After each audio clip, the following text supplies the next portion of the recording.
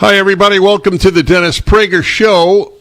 And I'm getting better each day, happily. I got COVID last week, as I explained to you yesterday. Washington Post and others very annoyed with me that I believe in natural immunity more than I believe in vaccines, and that I spread disinformation. This is the common charge. It's disinformation, according to the Washington Post, to say that natural immunity is more robust than vaccine immunity.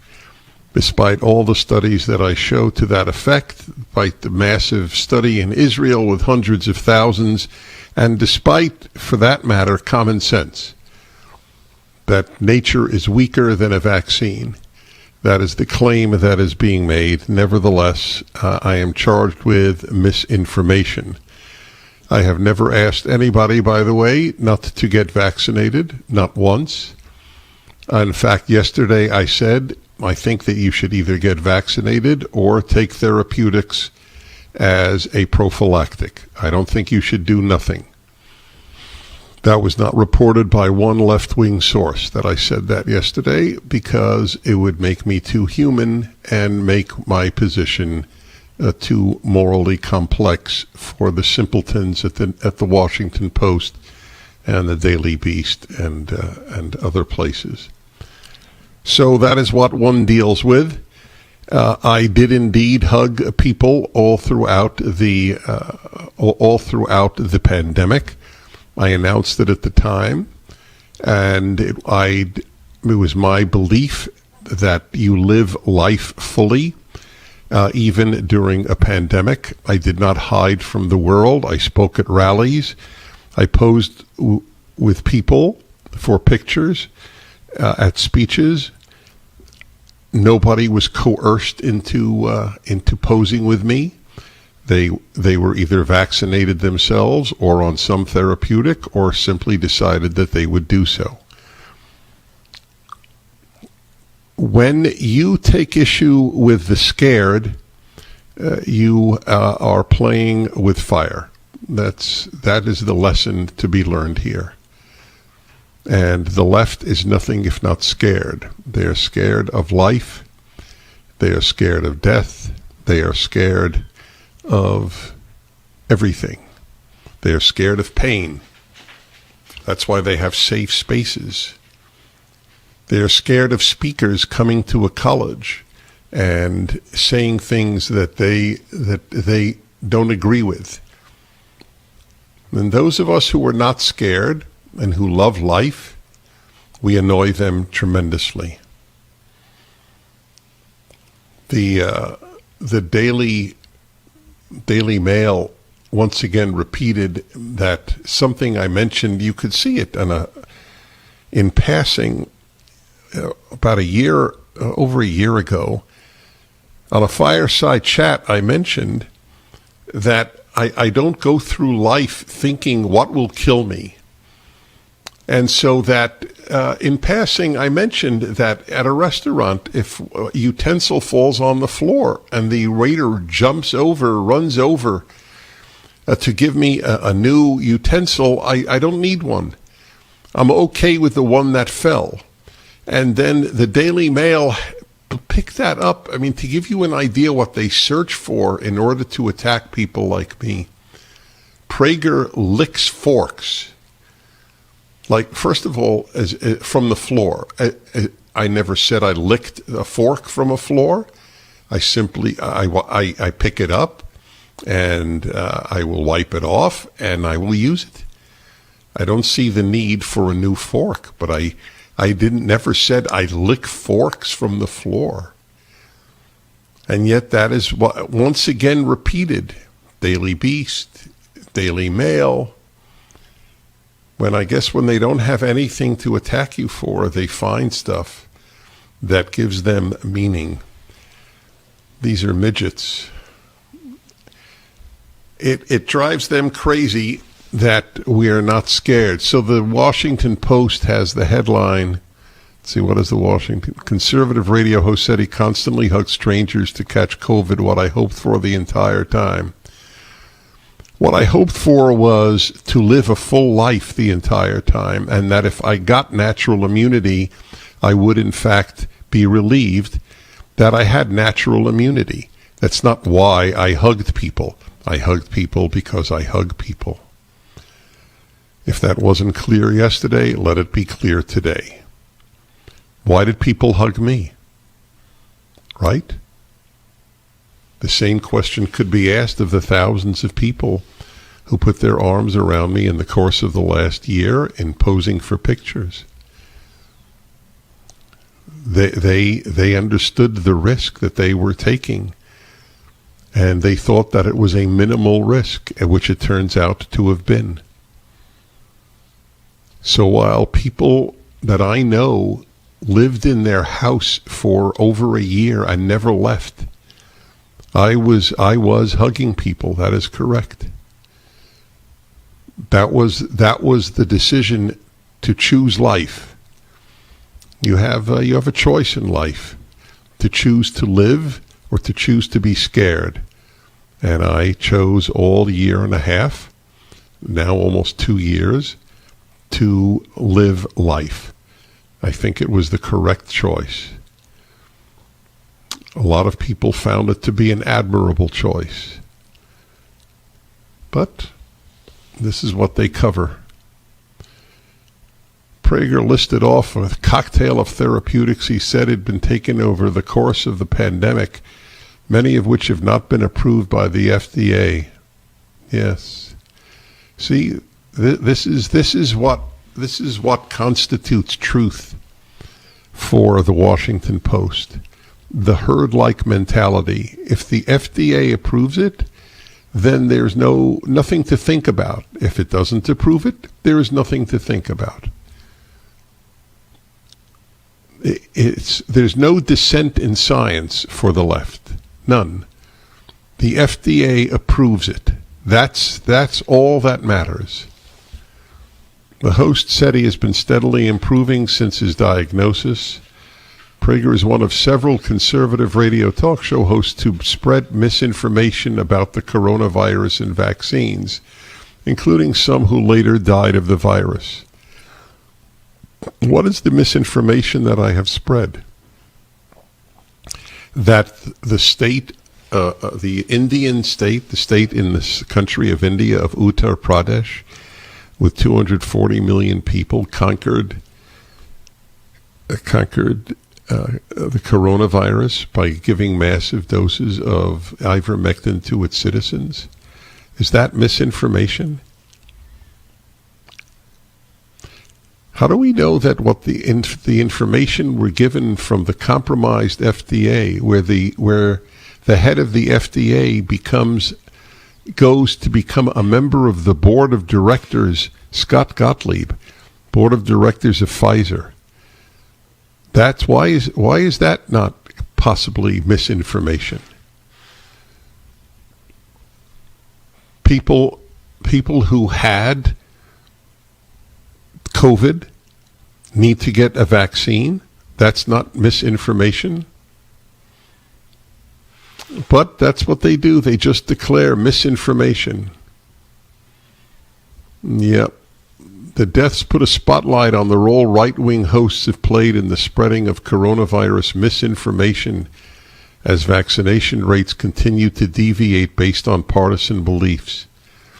A September survey from the Kaiser Family Foundation found that 52.8% of people in counties that voted for Joe Biden are fully vaccinated, versus about 39.9% in those that went for President Donald Trump.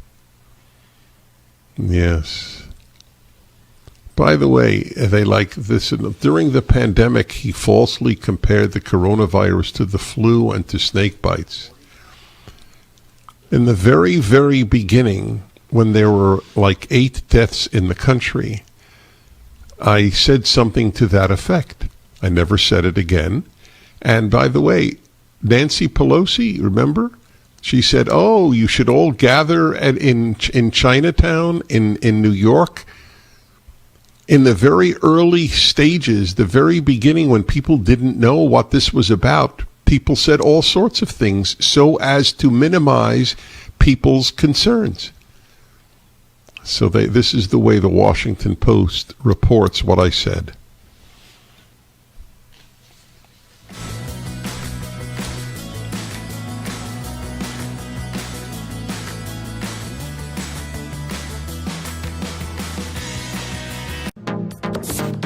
Trending now on America First with Sebastian Gorka.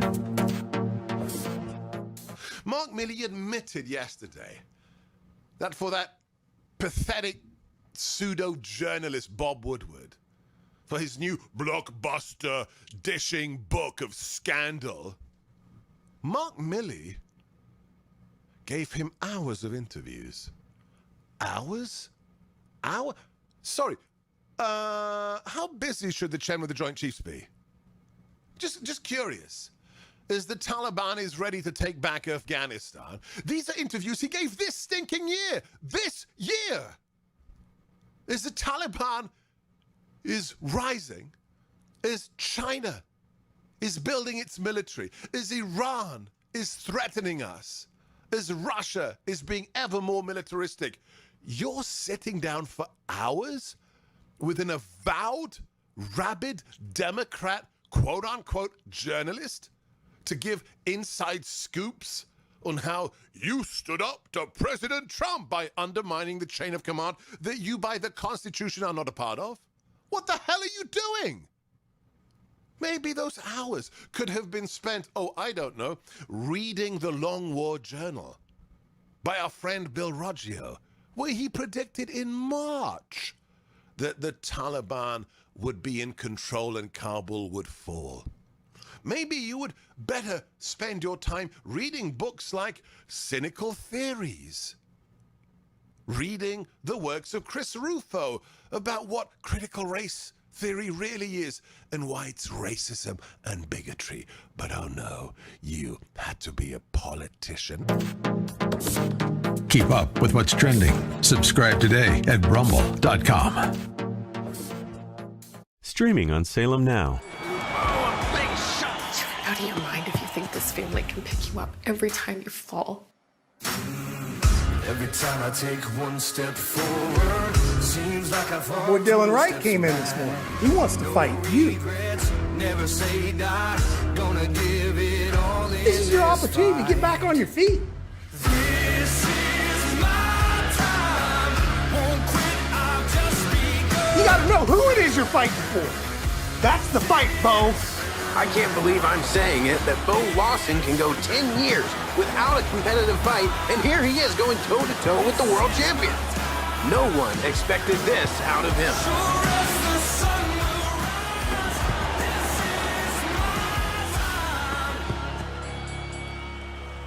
Stream on your phone, tablet, or TV. Look for Salem Now in the App Store or go to salemnow.com. Trending now on The Mike Gallagher Show. I also have a view that the withdrawal of those forces would lead inevitably to the collapse of the Afghan military forces and eventually the Afghan government. Well, you were right, and it took 11 days for the Taliban to take over Afghanistan. Have you seen some of the images coming out of Afghanistan, by the way? They're real pleasant.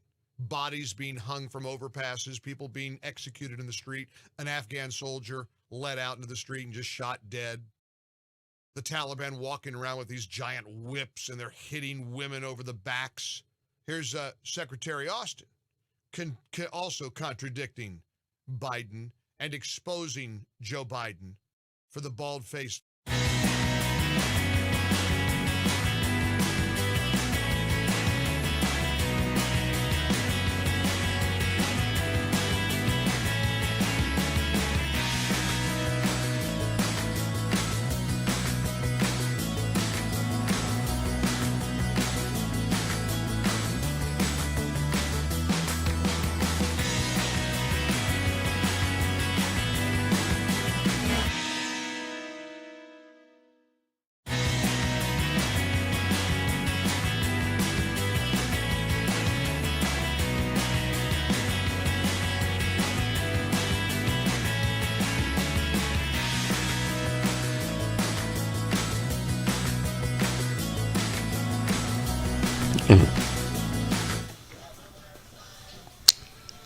Hi, everybody. Dennis Prager here.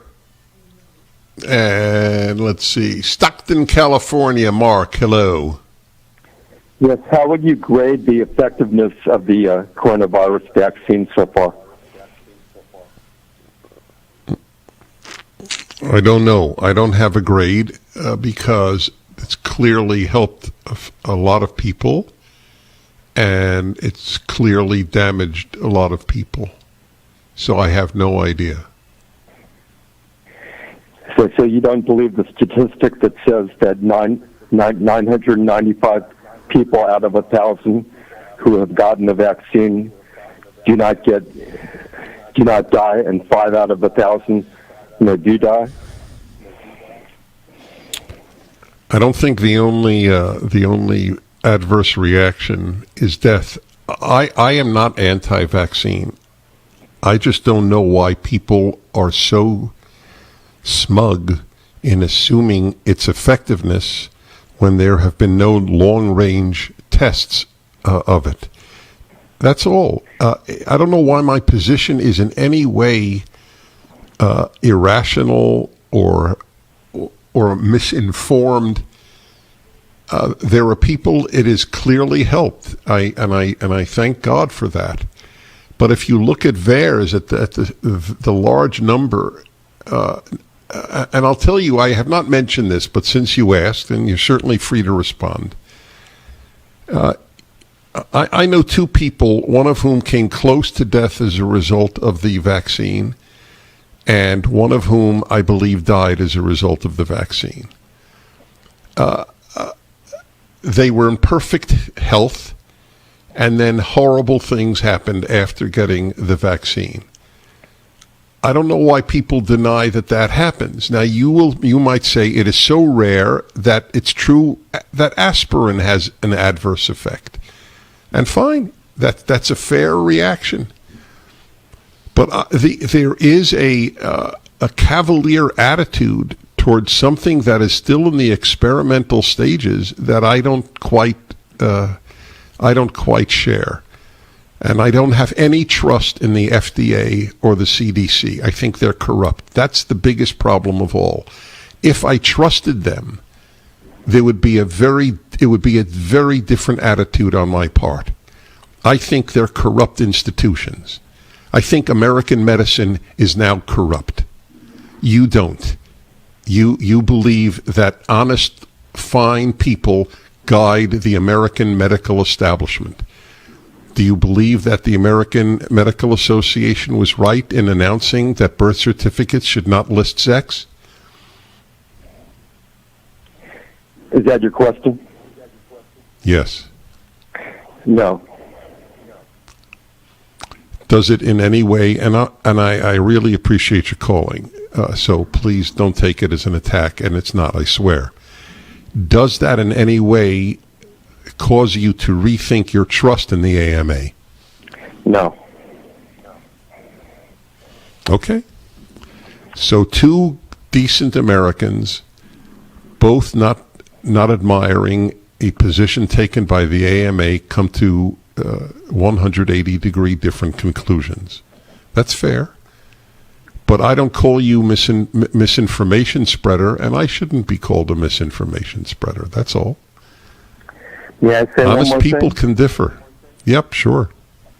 Well, yeah, you said about India, the fact that a large province of 250 million people, they nearly eradicated the COVID. Actually, that's due to not to ivermectin, but it's due to the increased mask wearing and the increased vaccines of that province, as well as a much younger population and healthier population in the United States. We're very obese people here in the United States, as opposed to India. Mm-hmm. So you feel that masks are more effective than ivermectin? Masks and vaccines, correct.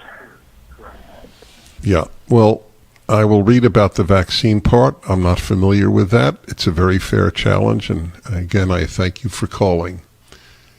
Steve in Newbury Park, California. Hello. Dennis, great to speak with you. I'm a microbiologist. I want to concur with you. The medical establishment right now is absolutely 100% corrupt. The FDA is corrupt.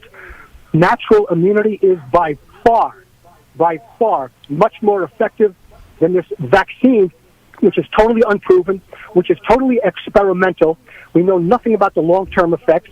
And let me also say that masks are useless.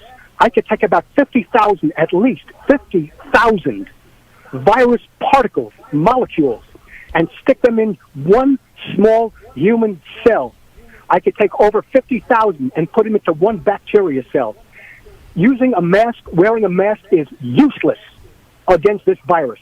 Natural immunity is by far the best, and the medications that you're taking, the ivermectin, the hydroxychloroquine,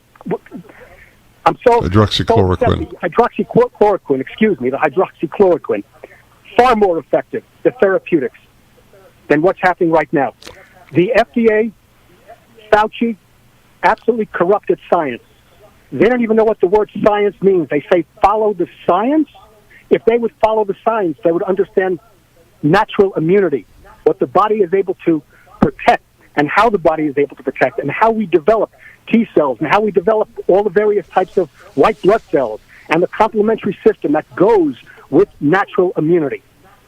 So I'm really sick and tired over this past year how the doctors, so-called, on MSNBC, on CNN, how they buffaloed the American people into keeping them scared and frightened and forcing them, as they're doing right now, with mandates to get this experimental vaccine injected into their body without knowing anything about the long-term effects. Do you practice microbiology now? I do. At a university, at a clinic? And I also teach it.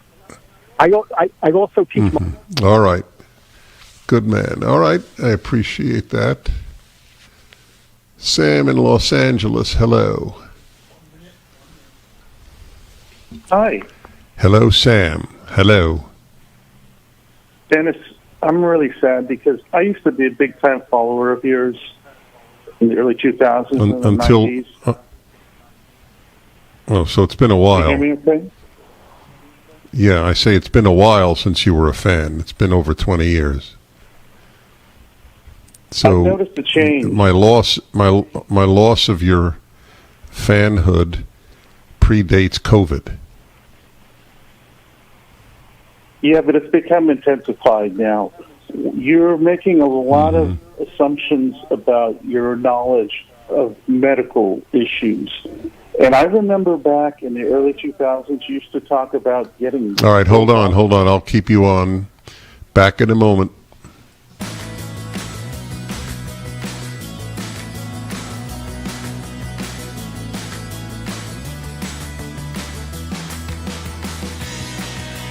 Streaming on Salem Now. Tesla was a genius. His most amazing discoveries thought to be written in a lost journal. Now, in the right hands, it could revolutionize the 21st century. If you can stop an earthquake, doesn't that mean you could start one too? That's why that notebook should never fall into the wrong hands. Shall we stop this thing? Save the universe!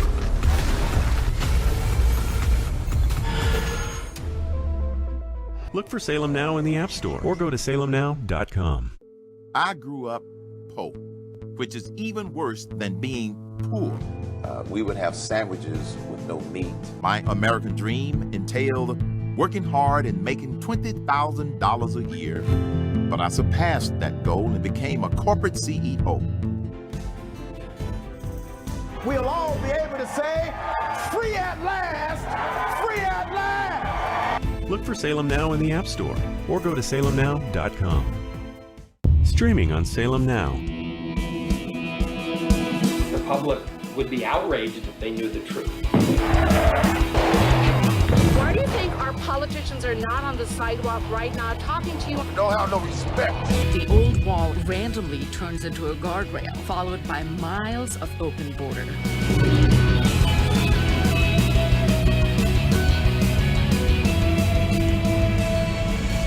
Human trafficking. That journey is extremely dangerous. The 7-year-old girl died in the desert. From the country of India. A great pillar of the community was killed by a man who had been deported at least twice. This little urn contains the ashes of my son. His dreams cut short forever. We're so worried about other countries' problems, and we don't even focus on our own. Look for Salem Now in the App Store or go to salemnow.com. Man, I miss my father, and I want him to be here with me, but he's not. We all had something in common. A lot of us were miserable. We had no fathers in our lives. This is how I began the life of crime.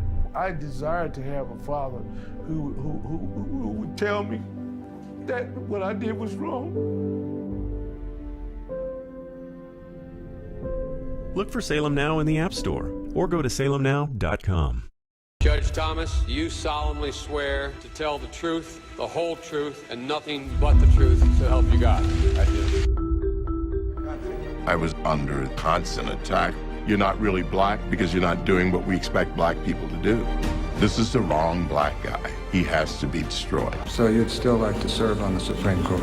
I'd rather die than withdraw from the process. Look for Salem Now in the App Store or go to salemnow.com. The Democratic Party somehow has convinced black people that they're the good guys. Never mind the skanky history of the Democratic Party. That was a party of slavery. They're racist, racist, racist. Everything's racist. Look for Salem Now in the App Store or go to salemnow.com.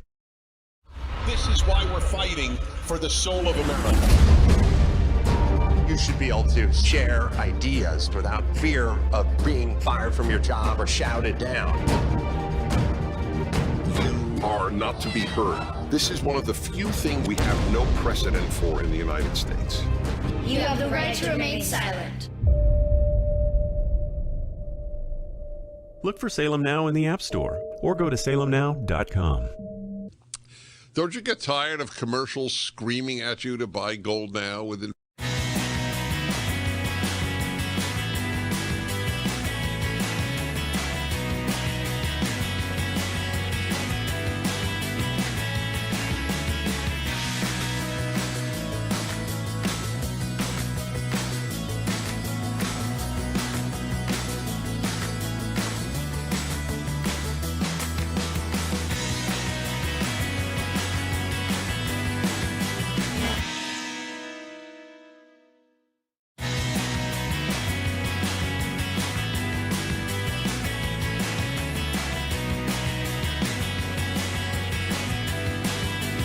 All right, I'll get back to Sam, whom I've been disappointing for 25 years. We'll find out why. But in the meantime, I have Andy Puzder, Fox News economics analyst, former CEO of Carl's Jr. and Hardee's Restaurant, popular presenter of PragerU videos. Latest is ESG, woke to broke. Andy Puzder, it's always good to have you on. Good to be here, Dennis. How are you? I understand you're feeling a little under the weather. I'm feeling pretty good, actually, but I do have COVID. I don't know if I'm still positive. I was positive last week. And I think I'm a living example of the power of taking care of yourself with prophylactics, but that's been a very controversial thing. If you don't take the vaccine, you're considered an evil human being, and there is no alternative, according to the Washington Post. Everything else is nonsense. An amazing thing, what we're living in. Anyway, I don't want to bother you with that. Thank you. I feel fine. So I want to talk to you about the economy of the country. How worried are you about inflation? Real worried, and I've been worried since last February and writing about it and pleading with the Biden administration to stop the ridiculous spending spree that they're on, enhancing demand by putting more money into people's pockets and crippling supply by encouraging people not to work. Incentives matter. So I'm real concerned about it, and it's just getting worse. You can see the ships that are offshore, and then when they dock, they don't have anywhere to put the containers. They don't have anybody to unload them. Then they've got the warehouses, which are already full. because nobody can drive the trucks to deliver them, and the delivery companies are having a hard time increasing workers' compensation to draw in more truck drivers because energy prices are very, very high, and their delivery contracts are all long-term, and so they were entered into when energy prices were lower. So we've just got almost a perfect storm of bad and not smart policies that have been put in place since President Biden was inaugurated, and it's just getting worse. So Jan Psaki said that this is, I think it was she, that this is an example of a robust economy. We've got so many people buying so many things that we don't even have the time to unload them at our shipyards. So the Biden administration has actually taken the exact same data and shown it to be a wonderful development. Yeah, well, they've tried to turn just about everything into a wonderful development, and are consistently now reversing policies. I mean, as you know, they're now claiming that the Trump vaccines are the only solution to the COVID epidemic, as you noted earlier. They're now saying they're now trying to encourage oil companies to produce more oil because they realize their policies really drove up the price of oil. And they're even reversing their attempt to withdraw President Trump's await in Mexico policy on immigration because they've got an immigration disaster on their hands. So they'll try and turn anything into positive news. But look, as you know, businesses have survived literally for decades with very low shipping and storage costs because you could count on a very vibrant supply chain. The ships would come. There were people to unload the containers, there were warehouses, and then they were shipped out quickly and delivered to stores. So you didn't have high shipping costs and you didn't have high storage costs. What's happened here is they're driving up shipping and storage costs because there aren't enough people to unload the boats. So if you've encouraged people not to work, you can't simultaneously take credit for some great economic awakening that screwed up our supply chains. It's not a great economic awakening. It's the fact that people aren't going to work. The work ethic in America was damaged during the pandemic. We should have been right from January, February. We should have been trying to reinstate the traditional American work ethic, and the Democrats are doing everything they can to continue to incentivize people not to work, and that's going to result in economic disaster. And yet people will vote for the disaster. I'd love to know how you... Oh, that's interesting. All right, hold on there. That's an optimistic view. ReliefFactor.com, that's a cause of optimism, by the way, because it works. It's a phenomenal supplement for bodily aches, specifically, joint and muscles. And they have a very, very interesting, almost novel approach. They say it probably won't work if it doesn't work in 3 weeks. So there's a special price for 3 weeks of $19.95 plus shipping. Doesn't work, cancel your order, so you lost $19.95. But if it does work, you have a lifetime of freedom from pain. That's ReliefFactor.com, 800-500-8384, ReliefFactor.com.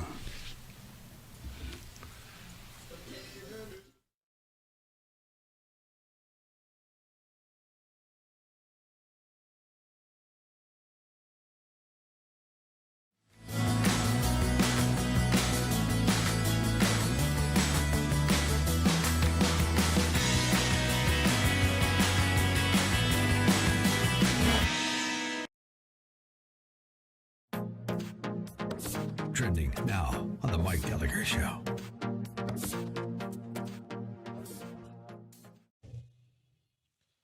So Joe Biden thinks that an illegal chasing a U.S. senator into a ladies' room is part of the process and happens to everybody. Wow. I'm guessing nobody's able to chase Joe Biden into the men's room. I'm going to go out on a limb here and say that it's not part of any process he has to face. It's unbelievable the way the machine, the beast, looks the other way when something as reprehensible as illegals harassing United States senators gets a pass. I saw a great tweet, David Harsanyi, who we've interviewed on this show before. Our country is so free that illegal immigrants can yell at senators in public without worrying about any repercussions. That's how free we are as a country. To all the lunatics on the left who tell you how oppressive we are as a nation, how racist this country is, how miserable the United States of America is, we're so free that we let illegals harass, maybe criminally, U.S. senators, and we don't do anything about it. Tell me why these illegals harassing senators shouldn't be deported. Give me a good argument against that. Keep up with what's trending. Subscribe on YouTube and at rumble.com. Trending now on the Mike Gallagher Show. Arizona State University the other day. Well, now and they were apparently illegal immigrants by their own description. They're illegals, they're dreamers. Please, Senator Sinema, my grandfather just died. My dad died a year ago. Everybody's dying in their lives, and they can't go to the funeral. That seems to be the big complaint. I got an idea. You can go to Mexico. You can go to the funeral. Go pay respects to your loved ones instead of worrying about the free ride you're getting here in the United States.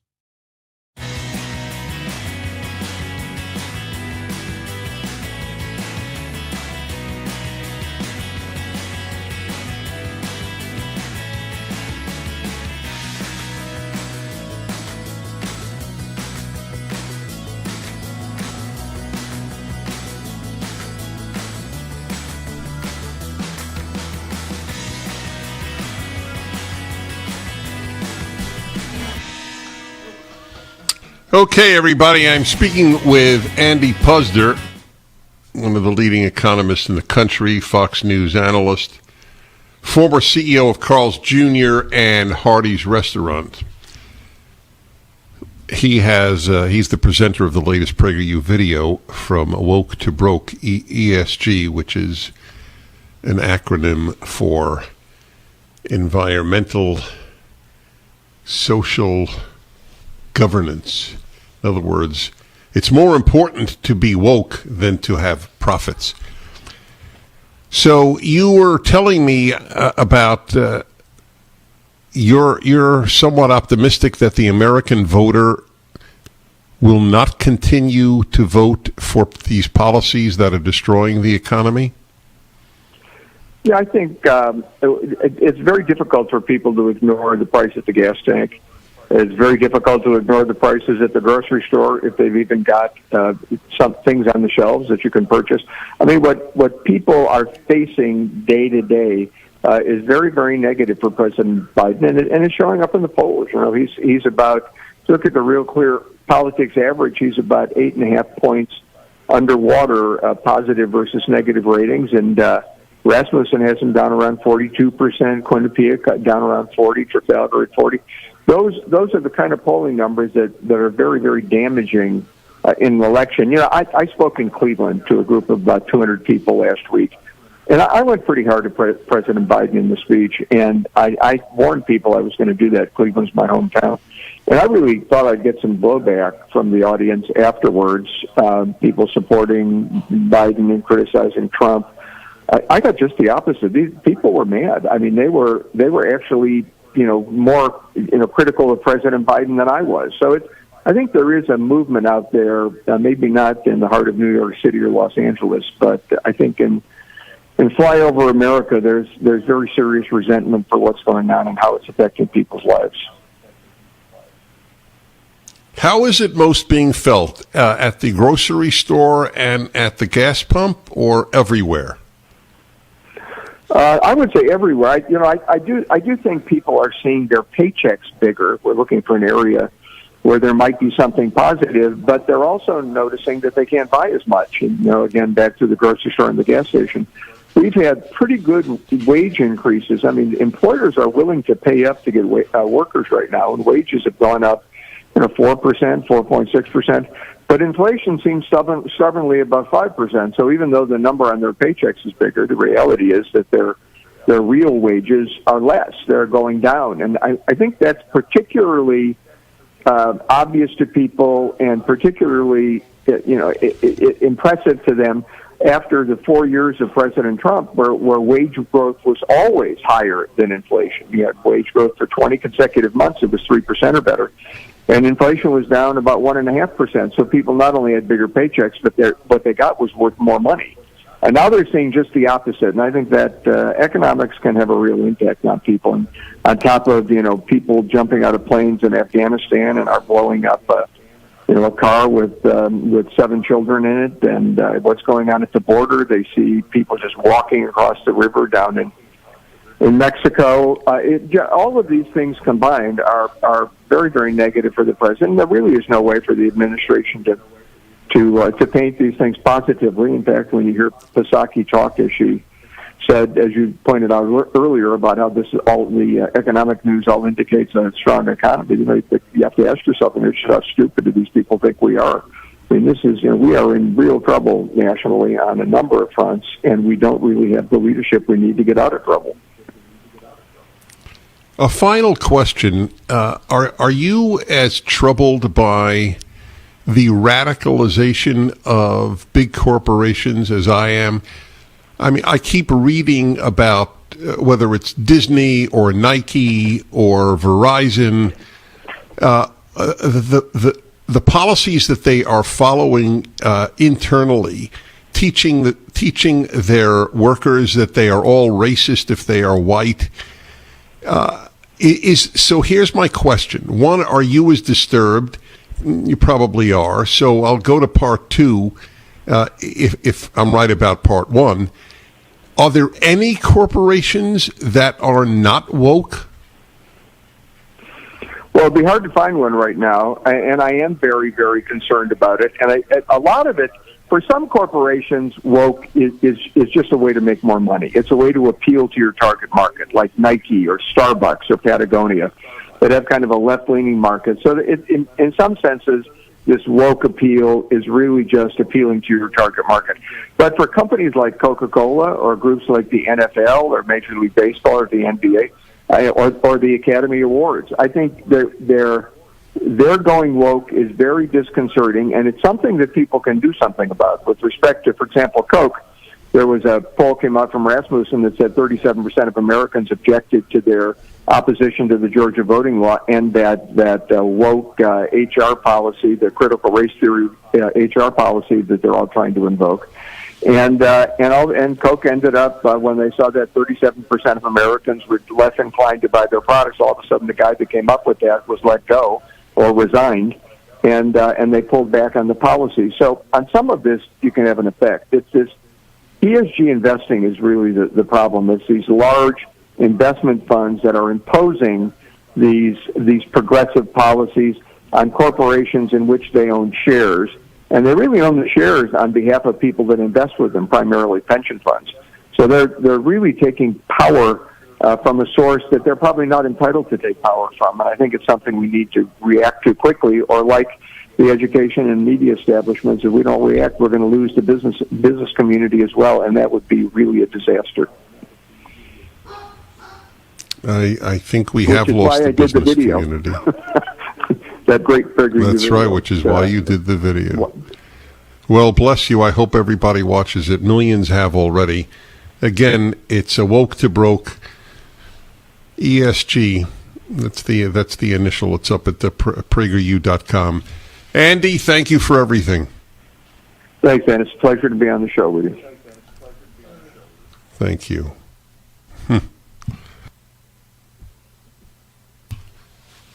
God, when I think of the founders of Coca-Cola and Disney and other corporations, generally people who so appreciated this country, and now it's in the hands of people who have contempt for it. We shall return.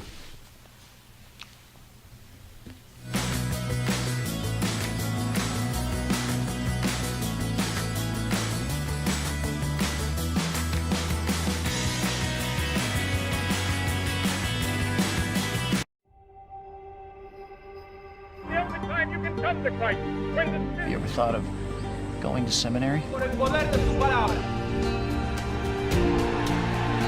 Look for Salem Now in the App Store or go to salemnow.com.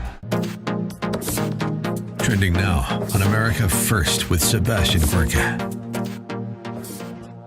I have to control myself, Jenna, because in the last 5 to 10 years, I think it's fair to say, empirically, that there's been an amazing shift, a sea change in American attitudes to abortion, and especially in the youth, in the under 30s, who understand, they follow the science, they understand that this is a human being inside a mother's womb.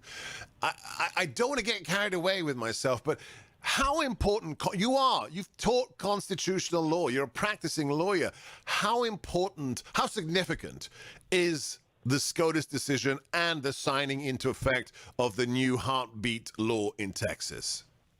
It's very significant. And even though this was simply a denial of an emergency application to stay the law, it shows that the Supreme Court is no longer reflexively protecting abortion as a so-called right. And that's what is the most important part of this decision.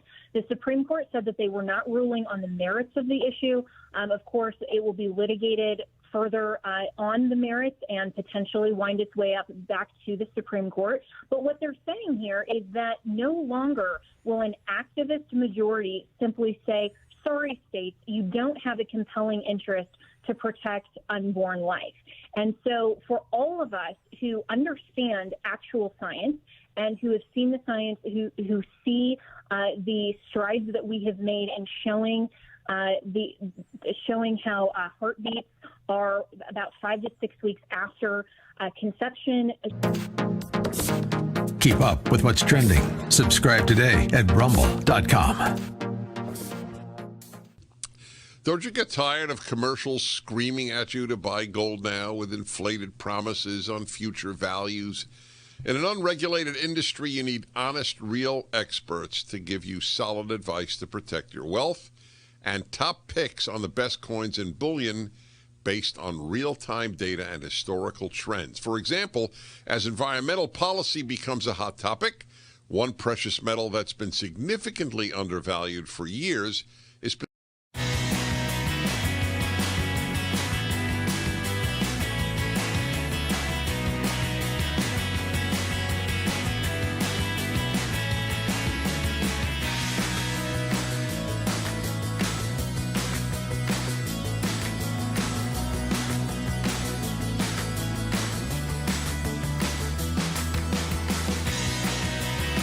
you that there's a fantastic organization, Alliance Defending Freedom. We're raising funds for them this month, and what they do is they give free legal aid to people whose liberties are in jeopardy. They really do defend freedom. They do it for free. They do it for free because people like you and me give them money. It's as simple as that. So I'm asking you to go to my website, click on the banner for ADF, and make a donation. And you will be doing a lot of good for the country. They want $100. If you can give more, great. You can give less, great. You can phone it in, 855-649-2020. As is often the case, my listeners have given more than any other radio host's listeners. I can't tell you how that touches me. Thank you. Again, the ADF banner, Alliance Defending Freedom banner, at DennisPrager.com. Somebody asked me about the vaccine adverse event reports, which is a website held by the CDC. This is adverse COVID vaccine reports as of October 8th. It's 16,766 deaths, 79,669 hospitalizations, 89,923 urgent care, 124,398 doctor office visits, and so on. That's a fair number, and that's only the reported. Vast numbers of people don't report adverse effects. 2,500 miscarriages, 8,000 heart attacks, 9,000 myocarditis, pericarditis, 24,800 permanently disabled. So it's serious stuff. I'm not saying it doesn't work in all cases. By the way, I had the caller who was disappointed in me, and he hung up. I don't know why Sam hung up. I made it clear that I was going to talk to him about it, about his disappointment in me.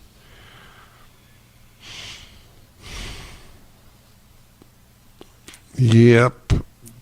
Please know that it is not possible to take positions and not disappoint some people. It comes with the territory. I can only ask myself on any given day, have I been honest to the truth, to the best of my ability to know it, and honest to God. We return.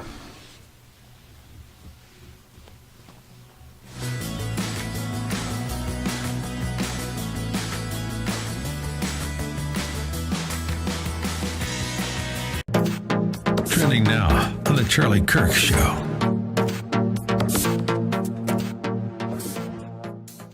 There is this question of, is America becoming a safer country or a more dangerous country?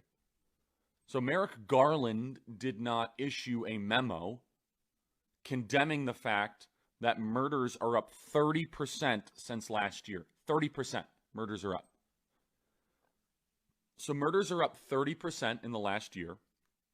And Merrick Garland instead issues a directive saying that we're not going to go try to find the spike in violent crime, like the abolishing police force, BLM Incorporated, how these ideas of CRT are actually resulting in more people being dead.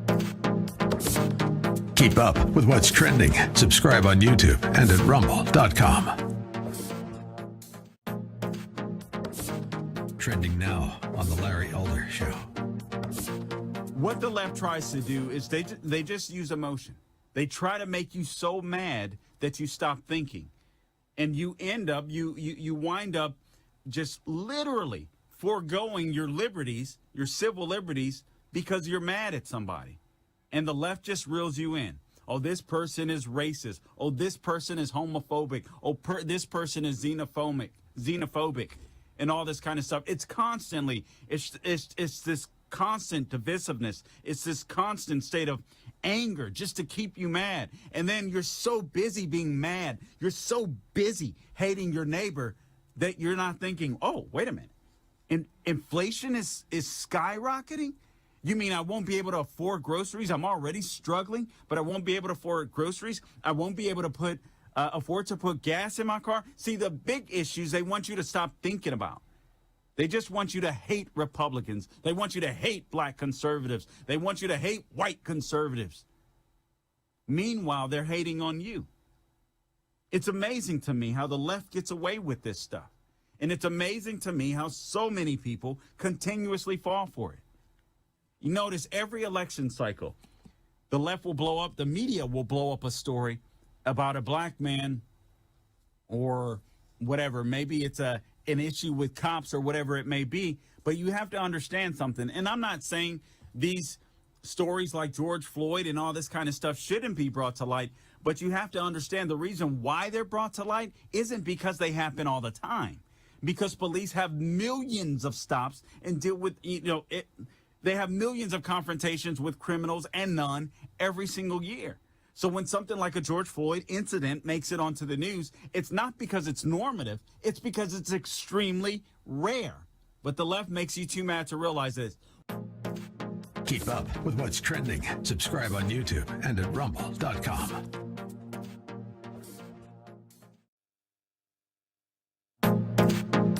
Trending now on the Hugh Hewitt Show.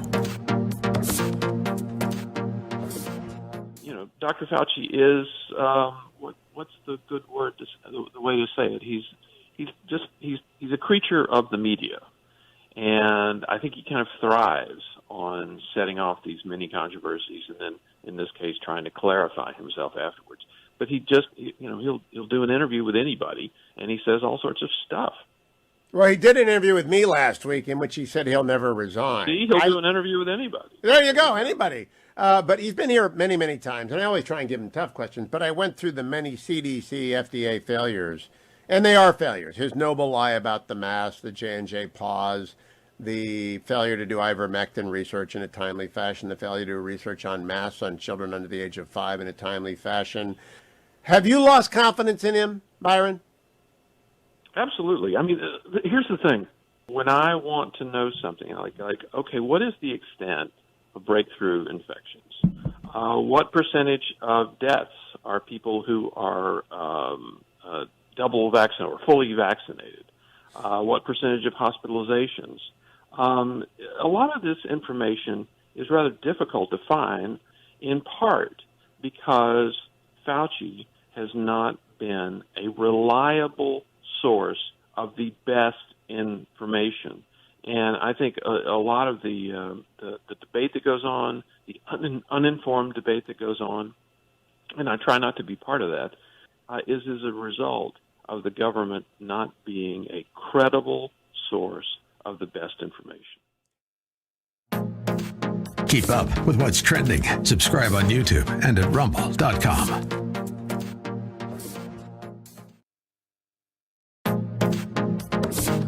Trending now on the Dennis Prager Show. I have never seen in my life the orchestrated hatred to a group of Americans as I am seeing now. It's orchestrated hatred. You are allowed to hate the unvaccinated. Even if the unvaccinated had COVID already, and there is no scientific reason whatsoever for them to take as minimal a risk as it is the vaccine. You are to hate these people. They are killers. They are killing you and themselves. This is this piece of crap governor of California on television. Keep up with what's trending. Subscribe on YouTube and at rumble.com.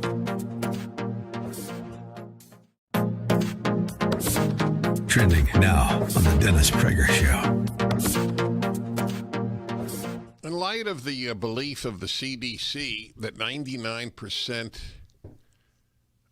99% of the, help me out here, of the vaxxed, 99% of those hospitalized are not vaxxed, right? That's the claim. Or deaths. Okay. I think it's both hospitalized and deaths. Anyway, so if that's true, why do people give a hoot if people are not vaxxed? They're clearly not affecting the vaxxed. Right? Given the spectacular success rate of the vaccination, why do you care if the next guy is vaxxed or not? And don't tell me, because they're taking up hospital space. So are motorcyclists who don't have.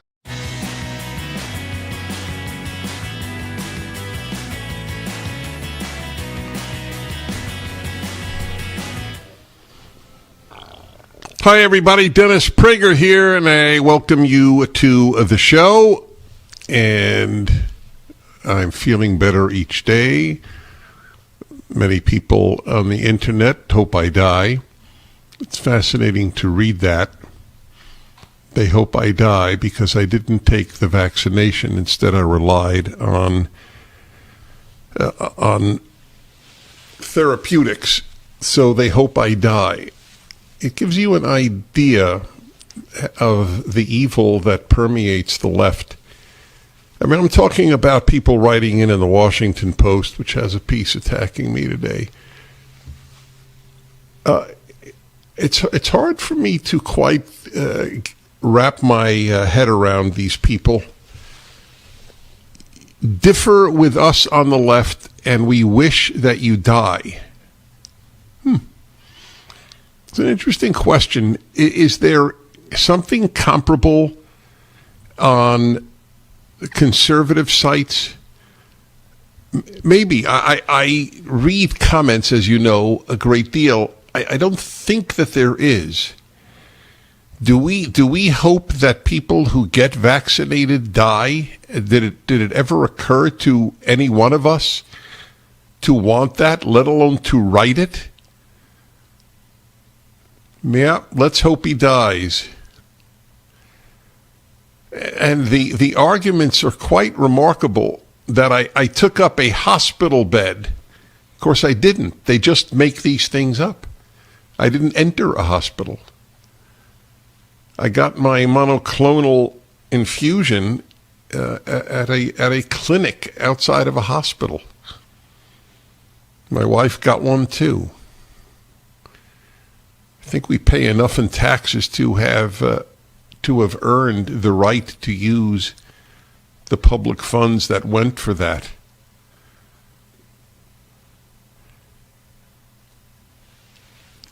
Someday I hope some fair analysis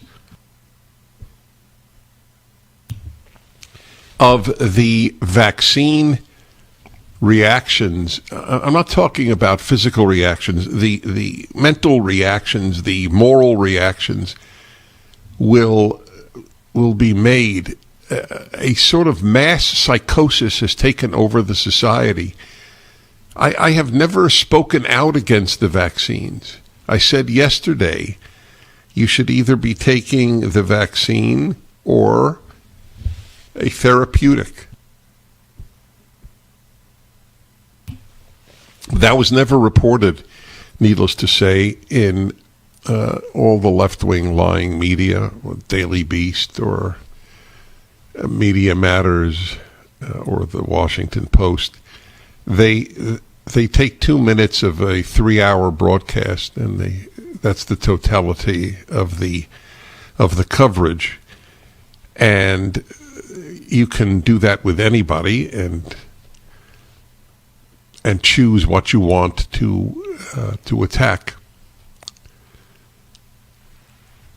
But it is the age of phenomena,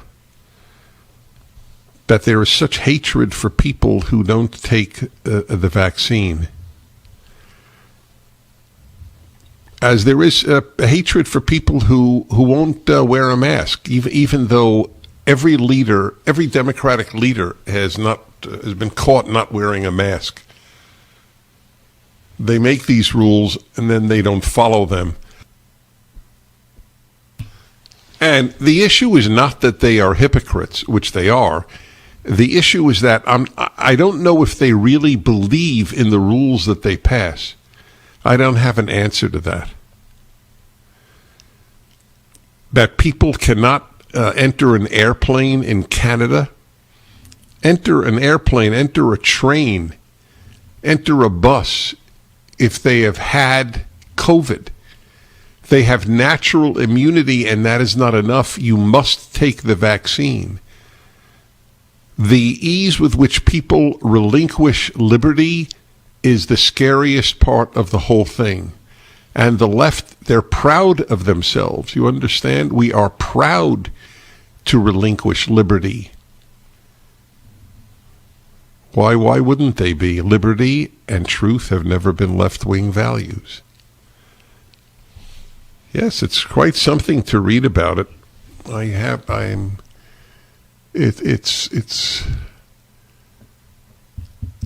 man is clearly a whack job. Old, stubborn, and purposely ignorant. COVID, do your thing. This is about me. God must love fools. Made so many of them. Wouldn't it be fun for me to debate any 10 of these people? Do you realize how foolish they would look? The ease with which you can write comments about somebody like me who has devoted his life to serious thought. And that's the beauty of the comments section. You can say anything and it's not refuted. Yes, we are a nation of adolescent boys that refuses to grow up. I agree with that. So who's the grown-up? The person who says, I will live life and not live in fear. I will get out of my house and I will hug strangers, as I announced yesterday, which I did. And if I got COVID, I believed that that I would be taken care of by therapeutics. Let's hope he joins his fellow radio hosts in heaven soon. Yes, and then there's a comment on that. Heaven is a bit of a stretch and wishful thinking. Yes, I'm going to hell, and they want me to go to hell because of because I'm opposed for my own self in taking the vaccine. I read to you last hour the data at the CDC. The VAERS COVID vaccine adverse event reports. VAERS is the vaccine adverse event reporting system. 16,700 deaths, 80,000 hospitalizations, 90,000 urgent care, 2,500 miscarriages, 8,000 heart attacks, 9,400 myocarditis, 24,800 permanently disabled. This is CDC for those of you who worship at the CDC. Just thought you should know about that. I'm not saying it means you don't take a vaccine. I'm saying it is not wrong to think that there are dangers in it. It is an amazing thing. Remember, though, when President Trump came out with the warp speed, as he called it, the warp speed vaccination and Operation Warp Speed. And the Trump haters said, I'll never take a vaccine that was issued under, discovered under, made under Donald Trump. And then Biden comes to office, and then they rush to take the vaccine.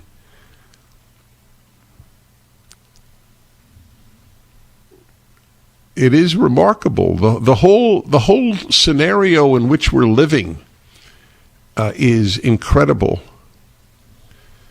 And the acceptance, this is the thing that bothers me. It's not the vaccine. The thing that bothers me is that Americans, half of America accepts the idea that you cannot do anything. You should have a passport to enable you to enter any public arena, indoors or outdoors. That even if you had COVID, this is the beginning of a police state. They showed yesterday at another, I think, Media Matters or some left-wing site, my tweet from April of last year, of 2020, that the lockdowns were the greatest mistake in history. I'm very proud of that tweet, actually. Look at Sweden with no lockdowns. Why did it do so well? How many kids, do you know how many kids have committed suicide and the left doesn't give a damn about them? Not a damn.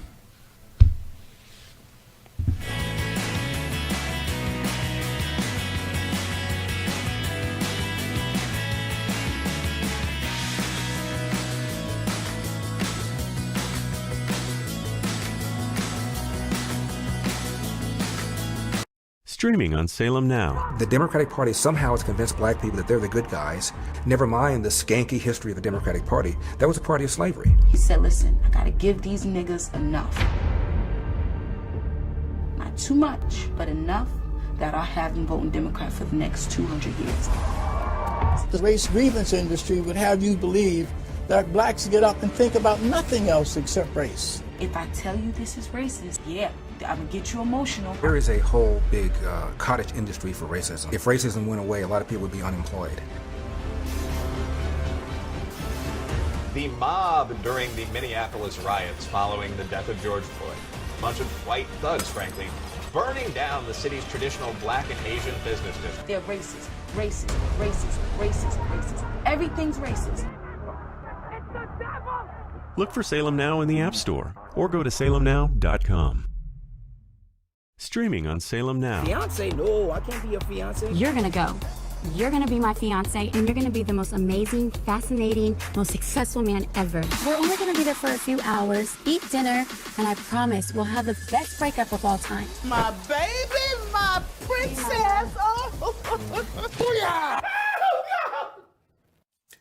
Pete a little bit. Stream on your phone, tablet, or TV. Look for Salem Now in the App Store or go to salemnow.com.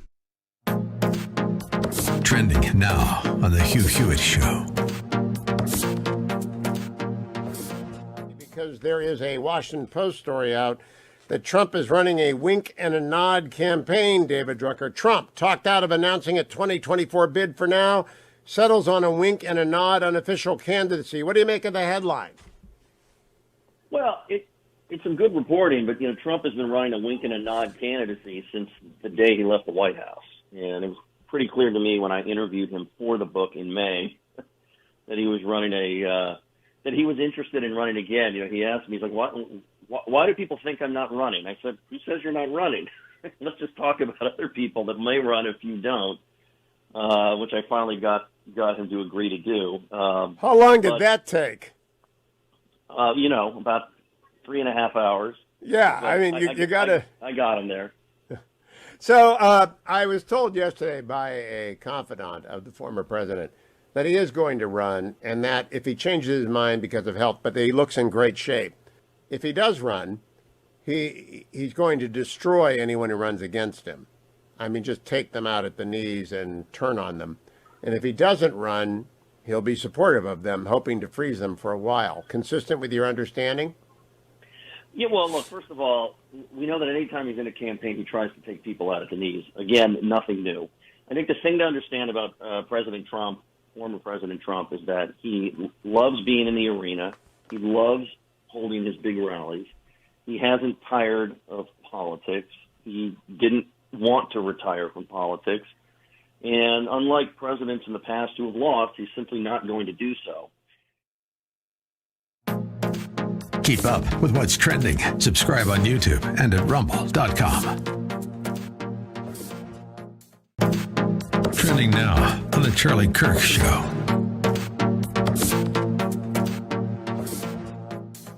There is this question of, is America becoming a safer country or a more dangerous country?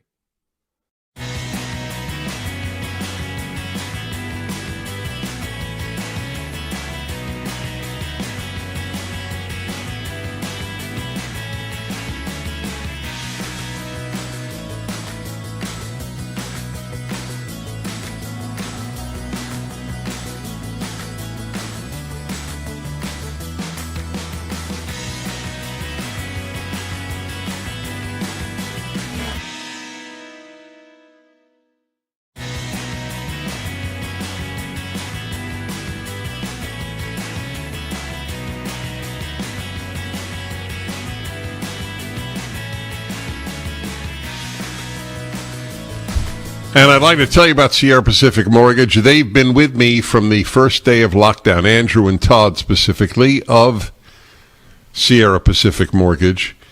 So if you have credit card debt, home improvement projects, just need more savings, this may be your last chance to take advantage of today's low interest rates, incredibly low interest rates. Andrew and Todd can help. They can help you get cash out while rates are at historic lows.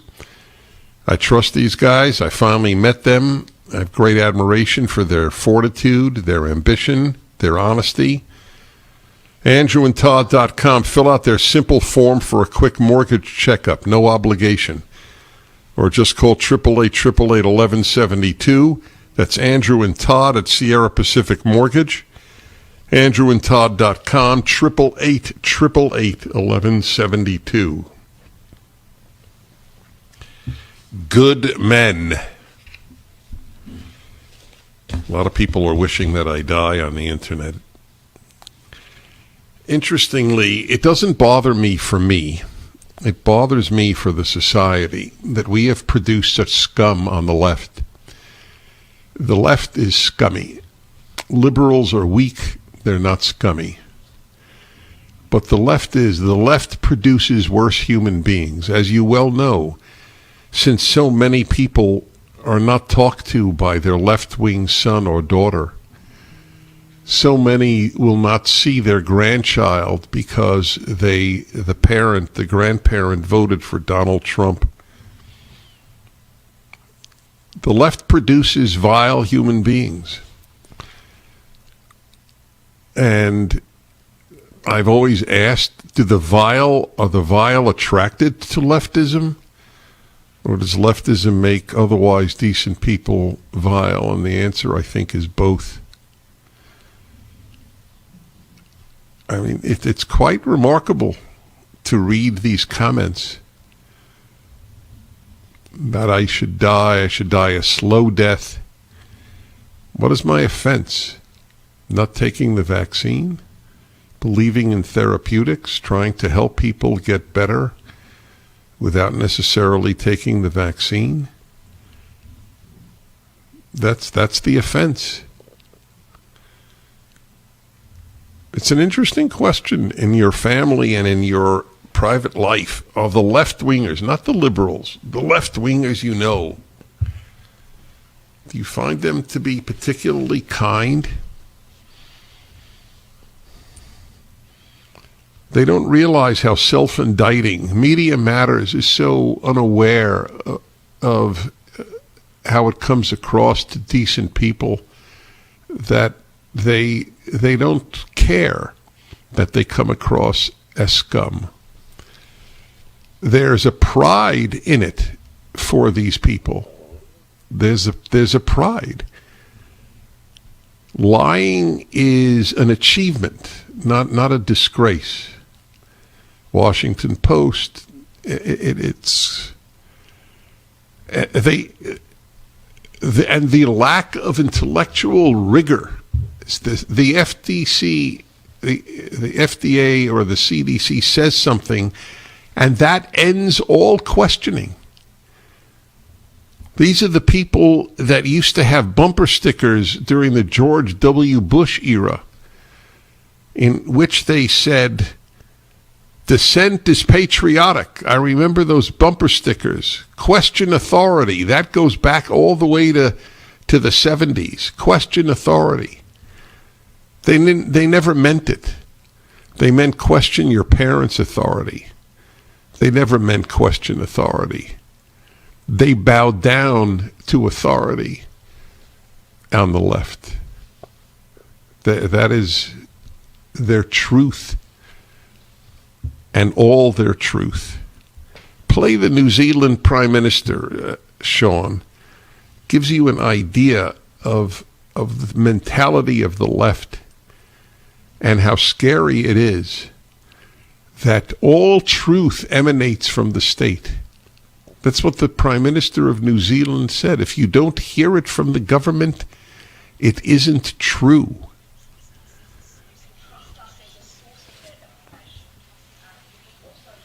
And the Ministry of Health covid19.govt.nz.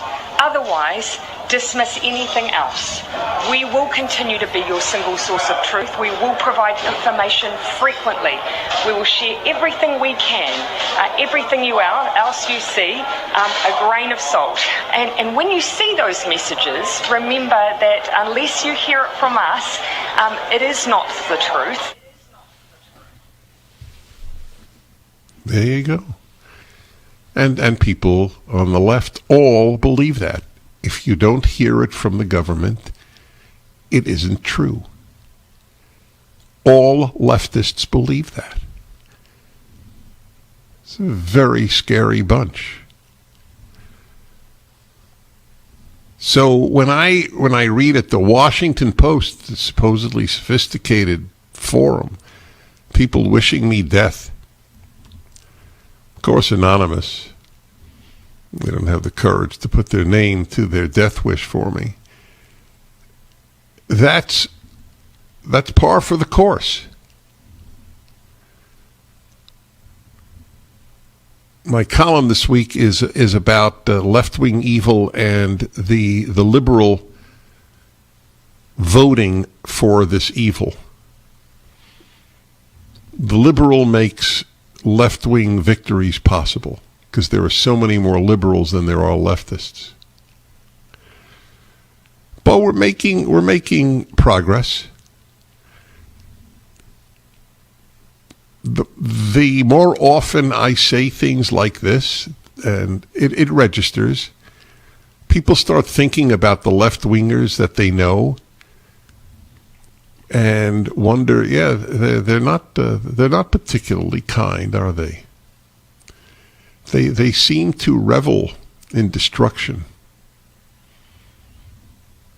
of society, of people, of reputations. These are the people that smeared Brett Kavanaugh, a man who's led a completely honorable life, but 35 years ago is alleged to have done something bad in high school. The whole notion of redemption is unknown to the left. This Judeo-Christian bastion, this pillar of Judeo-Christian values, forgiveness, redemption, being able to turn your life around, these are completely foreign to the left. You wrote the N-word in high school. You wrote that 35 years ago. You can no longer make a living. And they think that they are the party of compassion. I'm Dennis Prager.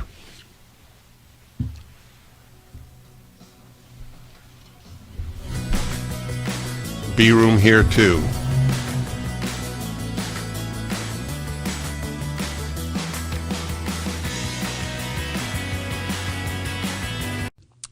Don't you get tired of commercials screaming at you to buy gold now with inflated promises on future values?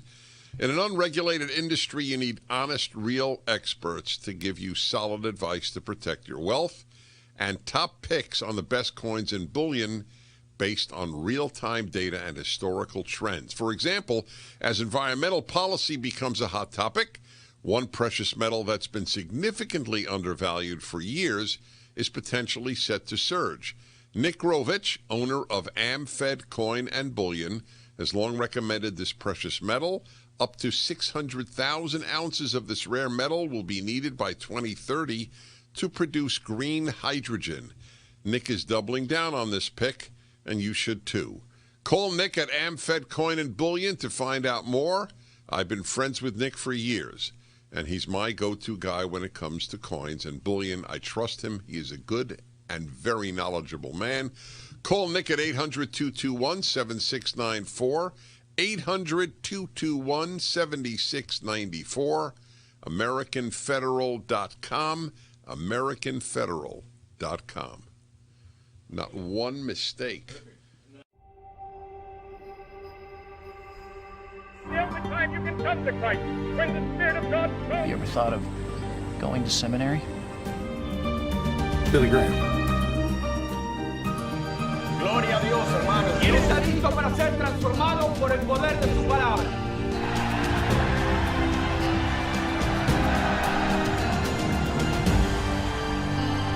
Look for Salem Now in the App Store or go to salemnow.com.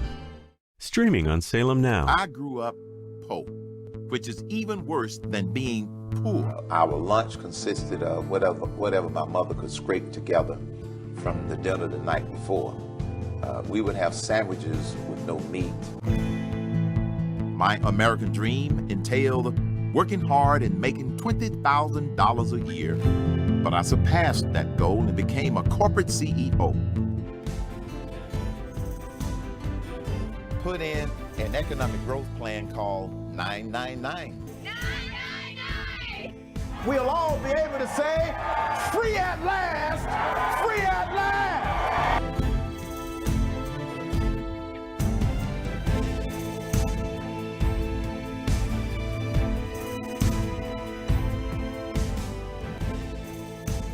Look for Salem Now in the App Store or go to salemnow.com. Man, I miss my father, and I want him to be here with me, but he's not. We all had something in common. A lot of us were miserable. We had no fathers in our lives. This is how I began the life of crime. I desired to have a father who would tell me that what I did was wrong. Look for Salem Now in the App Store or go to salemnow.com. You ever thought of going to seminary? Billy Graham. Gloria a Dios, hermanos. ¿Quién está listo para ser transformado por el poder de su palabra?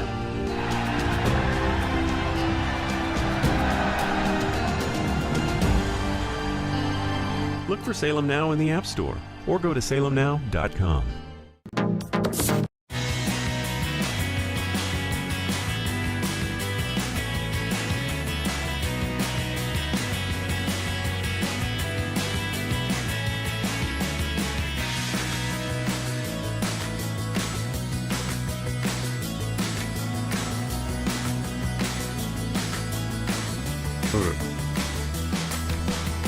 Okay, hi everybody, Dennis Prager here.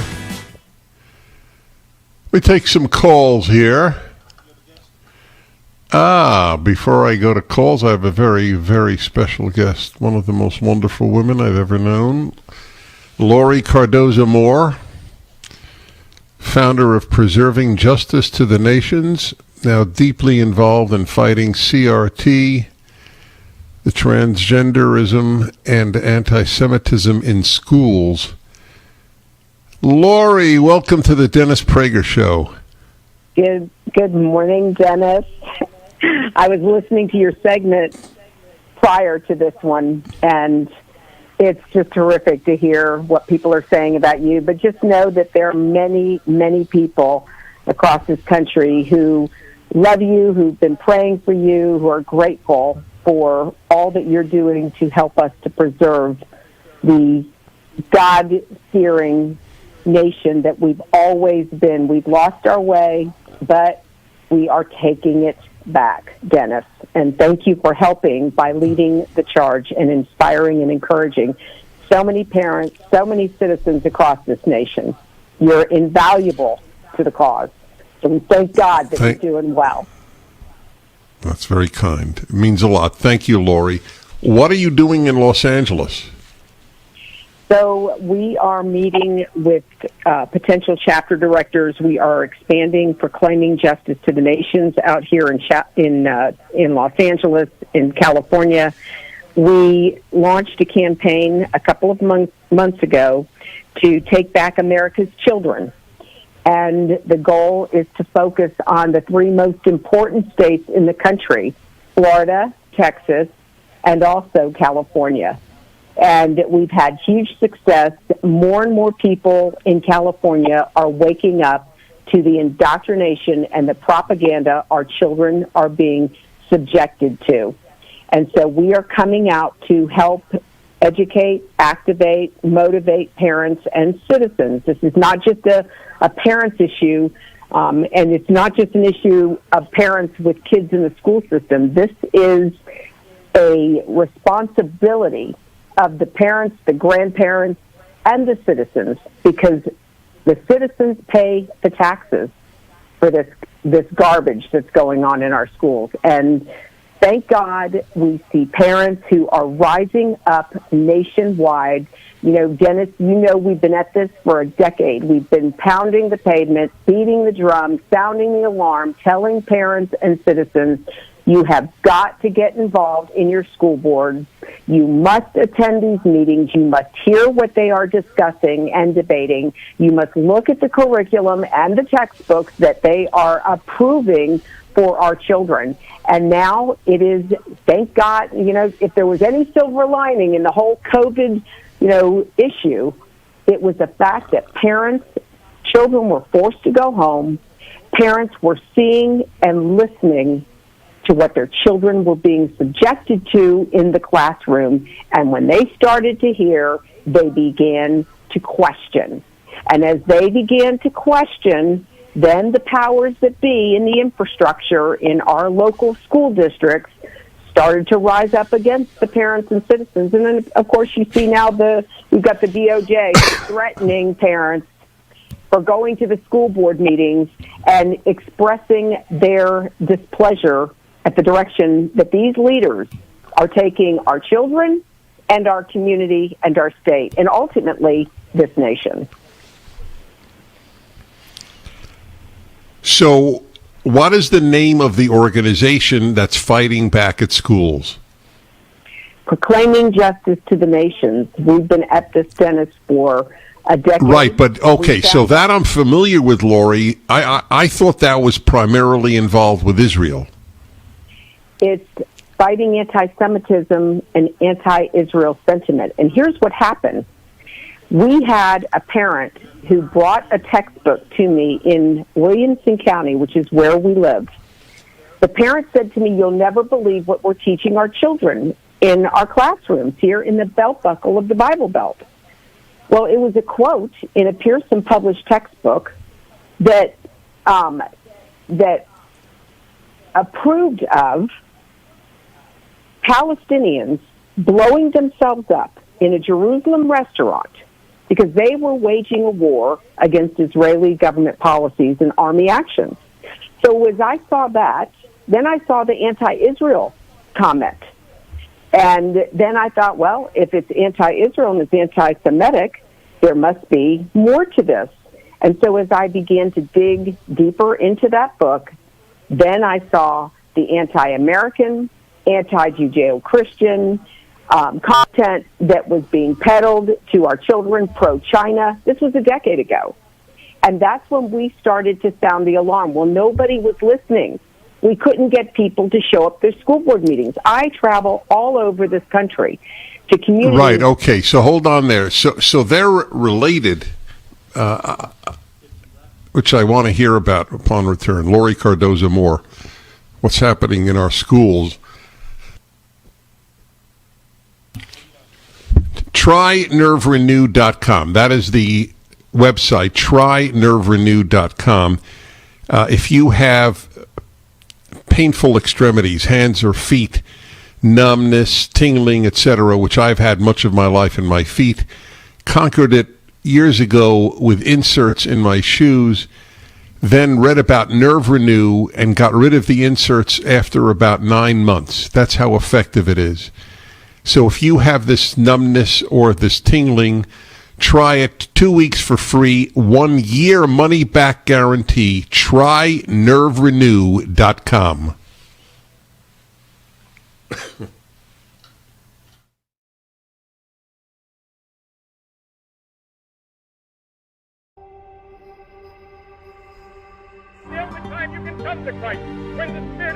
Have you ever thought of going to seminary? Billy Graham. Gloria a Dios, hermanos. ¿Quién está listo para ser transformado por el poder de su palabra?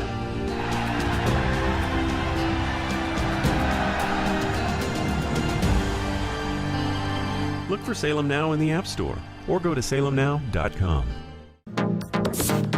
Trending now on America First with Sebastian Gorka.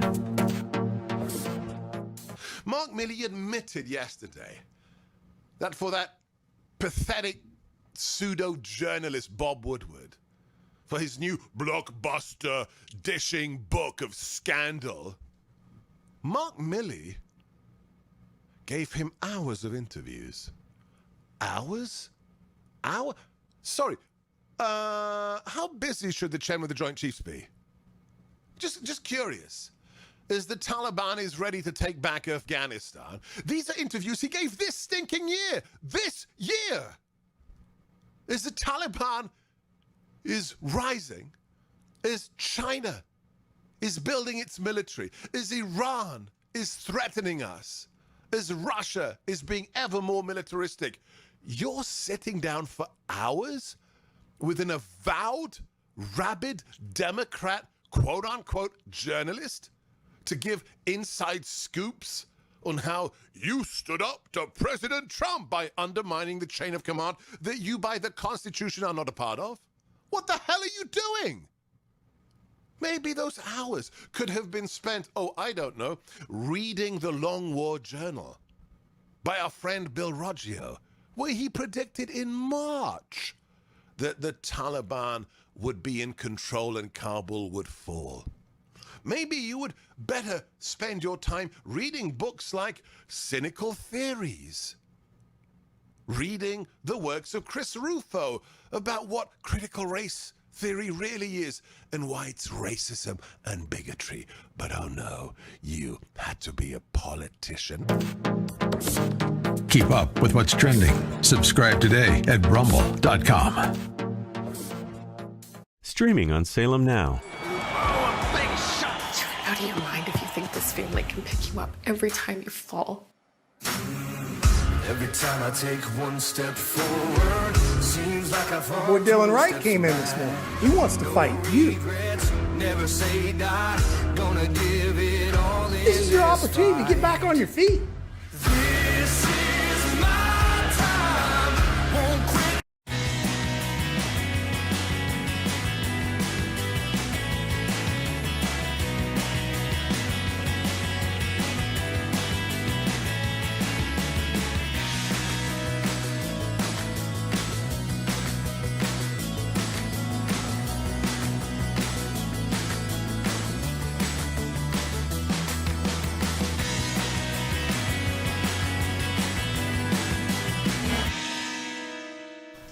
Lori Cardoza Moore is touring the country, as she has for years, fighting anti-Semitism, fighting for America, fighting for Israel, and now fighting what is happening in our schools. So again, I want to make clear, it's one organization that is doing all of this, because there's also Preserving Justice in the Nations. Is that the same as proclaiming justice to the nations? No, Dennis, that's another organization. And there are organizations who are rising up on the local level that we collaborate with. And this is all a result of what has happened just during this whole COVID thing. Since children have had to come home to be educated, and parents have seen the evidence of the content of the textbooks as they have set in on their child's virtual classrooms and heard the discussion of what was being introduced to our children. The propaganda that we saw a decade ago, in fact, I'll tell you the impact of that propaganda and how it feeds into what is happening to our country today. Many of us look at our children and say, what happened? Where did we go wrong? Well, we didn't realize that just down the street, as we put them on their yellow school bus to go off to school, that there was a whole agenda of taking back our country, or taking away our country, taking our freedoms away from us. But a mother who contacted me with regards to this one textbook. Her son had been homeschooled through middle school. It was his first year in a public school. He was only in the class for 2 months, Dennis, and then it was Nakba Day. So he, and of course, for those in the audience who don't know what Nakba Day is, it's the day that the Palestinians bemoan the fact that Israel became a nation. And he came home from school, and he said to his mother, now this is a Bible-believing Christian. This kid was in Bible study with my kids. He says to his mother, who has legitimate rights to the land of Israel? She says, what does the Bible say? This is a no-brainer. He said, no, Mom, I know what the Bible says. But he said, tell me the truth. Who really has rights to the land? And that's when the mother started to question him. And she dug into some of the materials that he had been given to take home that day, and she brought me the book and showed me the content. This is all part and parcel of what we are witnessing today. We saw it a decade ago. It came in. This has been an effort that's been going on for over 100 years. But in recent times, Common Core has been the instrument that the opposition has used to dumb down our children, to teach them what to think instead of how to think. And all right. So how do people get in touch with you? I would encourage people to go to our website at pjtn.org to sign up to get on our mailing list. Here in California, we're starting a new chapter. We have 4 cities where we have seen huge growth in supporters: in San Francisco, here in Los Angeles, in Irvine, and in San Diego. And so we are here to do what we have done successfully in Florida, in Tennessee, in Ohio, and of course we are going to do it here. California, you know, when this whole situation with the recall with Newsom, I was watching with bated breath to see what would happen. And to see the parents and the citizens who rose up to call for the recall. And I saw the vote. I saw the number of people who were signing, putting their signature to that recall. I said to our team, something's happening in California. The direction, the winds are starting to change. People in California who've enjoyed this incredible, beautiful part of our country are now waking up to realize that something has been remiss for a long time. And now people see that their freedoms, that our republic are hanging in the balance. And, you know, you asked me about our organization, and yes, our organization fights anti-Semitism. We fight anti-Israelism. We fight anti-Americanism. The reason we do, Dennis, is because if America is not strong, who will stand with Israel? The United States and Israel have always been united together, either spiritually or, of course, in modern times, since the rebirth of the nation-state of Israel. Yes. All right. Bless your soul. Okay. Listen, that's PJTN. It is up at DennisPrager.com, proclaiming justice to the nations. The battle is won. That is her thesis. The battle, whether it's Israel or the United States, the haters are the same group, and that's entirely accurate. Doing great work, Lori. Thank you from the bottom of my heart. And again, the website is up at DennisPrager.com as well. Very good. Yep. All right, let's see here. Got a lot of calls about the vaccine. It's that I believed that it would be a good thing if I gained natural immunity is now considered the most laughable idea.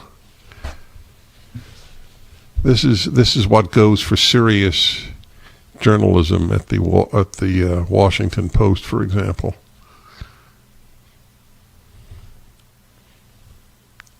Look, it's if Larry Elder is the black face of white supremacy, and that goes for serious journalism at the Los Angeles Times, you understand what perverseness pervades the left. I thank God if I have a natural immunity. We'll be back in a moment.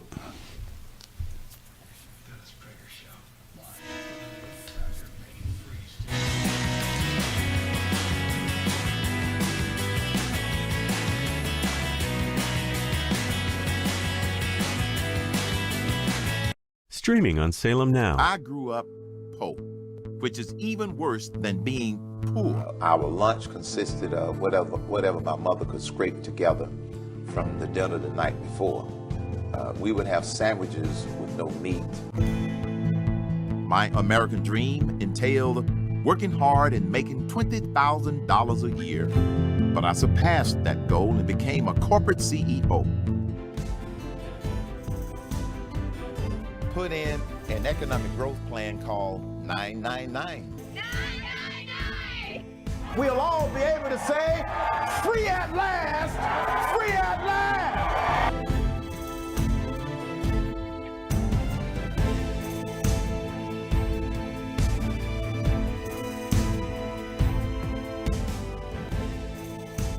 Look for Salem Now in the App Store or go to salemnow.com.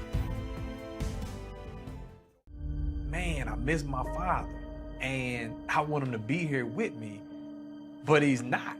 We all had something in common. A lot of us were miserable. We had no fathers in our lives. This is how I began the life of crime. I desired to have a father who would tell me that what I did was wrong. Look for Salem Now in the App Store or go to salemnow.com.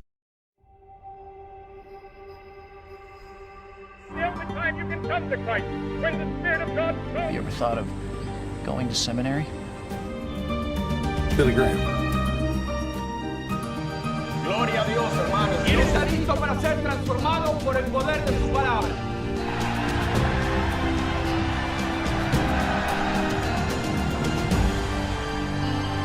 Look for Salem Now in the App Store or go to salemnow.com.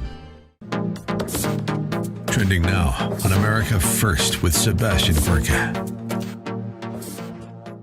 Mark Milley admitted yesterday that for that pathetic pseudo-journalist Bob Woodward, for his new blockbuster dishing book of scandal, Mark Milley gave him hours of interviews.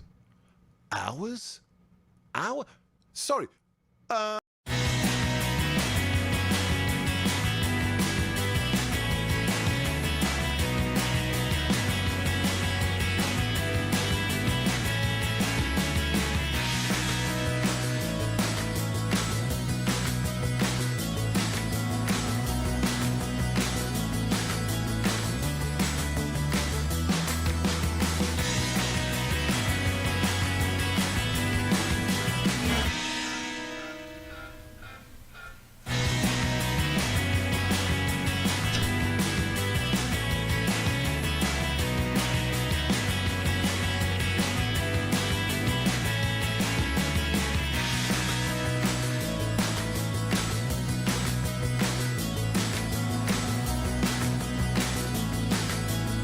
Okay, everybody.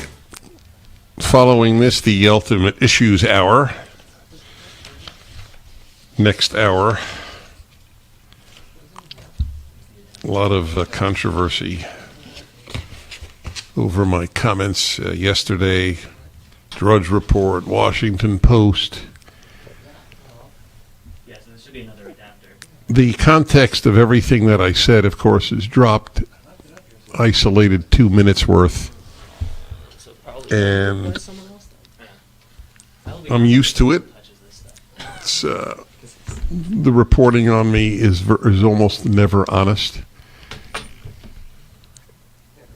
An entire lifetime of work is ignored, and then one 1 or 2 minutes are isolated. This is what the left does. This is because if people like me have credibility, that means that they don't have credibility. Oh, is that it? Yeah, that's it. Okay. So it's very important to isolate. People like me comment here or there, and then they believe that they don't have to take our challenges seriously. And it's a very fair challenge. Why not take therapeutics? Because the FDA, so if the FDA changes its mind tomorrow, then everybody changes their mind. Isn't that fascinating? Why doesn't the FDA do the appropriate study then of ivermectin? That's where I had the light pointed, but then a couple weeks ago I looked and they were sitting here. Terry Bradshaw complimented a female sports reporter on her looks, and Twitter is very angry. Should be. This is the stuff that makes headlines. Terry Bradshaw complimented a female sports journalist on her looks, and many on social media tried to cancel the NFL icon. Bradshaw was transitioning from an interview segment with Erin Andrews on Thursday Night Football when he complimented her attire. "You got your cowboy boots on and your shirt. You're looking good, and I enjoyed that interview," Bradshaw said to Andrews.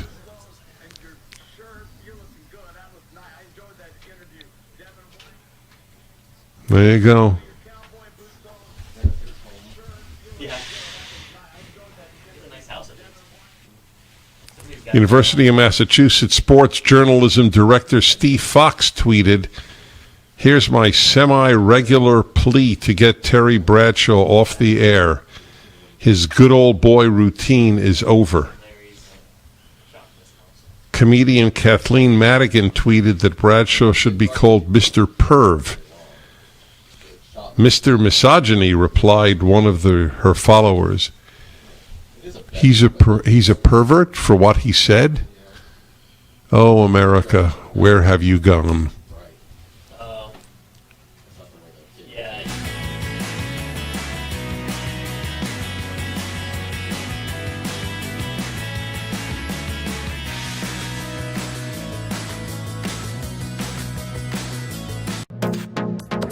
Trending now on The Mike Gallagher Show. I also have a view that the withdrawal of those forces would lead inevitably to the collapse of the Afghan military forces and eventually the Afghan government. Well, you were right, and it took 11 days for the Taliban to take over Afghanistan. Have you seen some of the images coming out of Afghanistan, by the way? They're real pleasant. Bodies being hung from overpasses, people being executed in the street, an Afghan soldier led out into the street and just shot dead. The Taliban walking around with these giant whips and they're hitting women over the backs.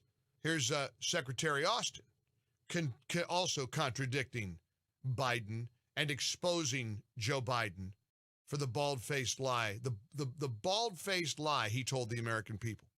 It's a simple question, Secretary Austin. He said no senior military leader advised him to leave a small troop presence behind.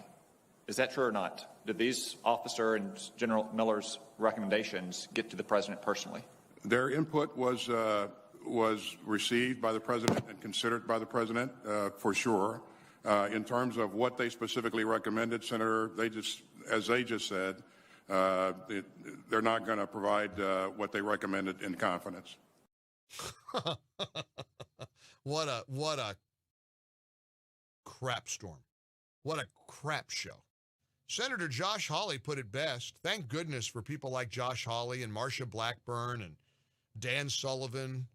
The Republicans were certainly on fire yesterday in holding these failed commanders to have some sort of at least a public accountability.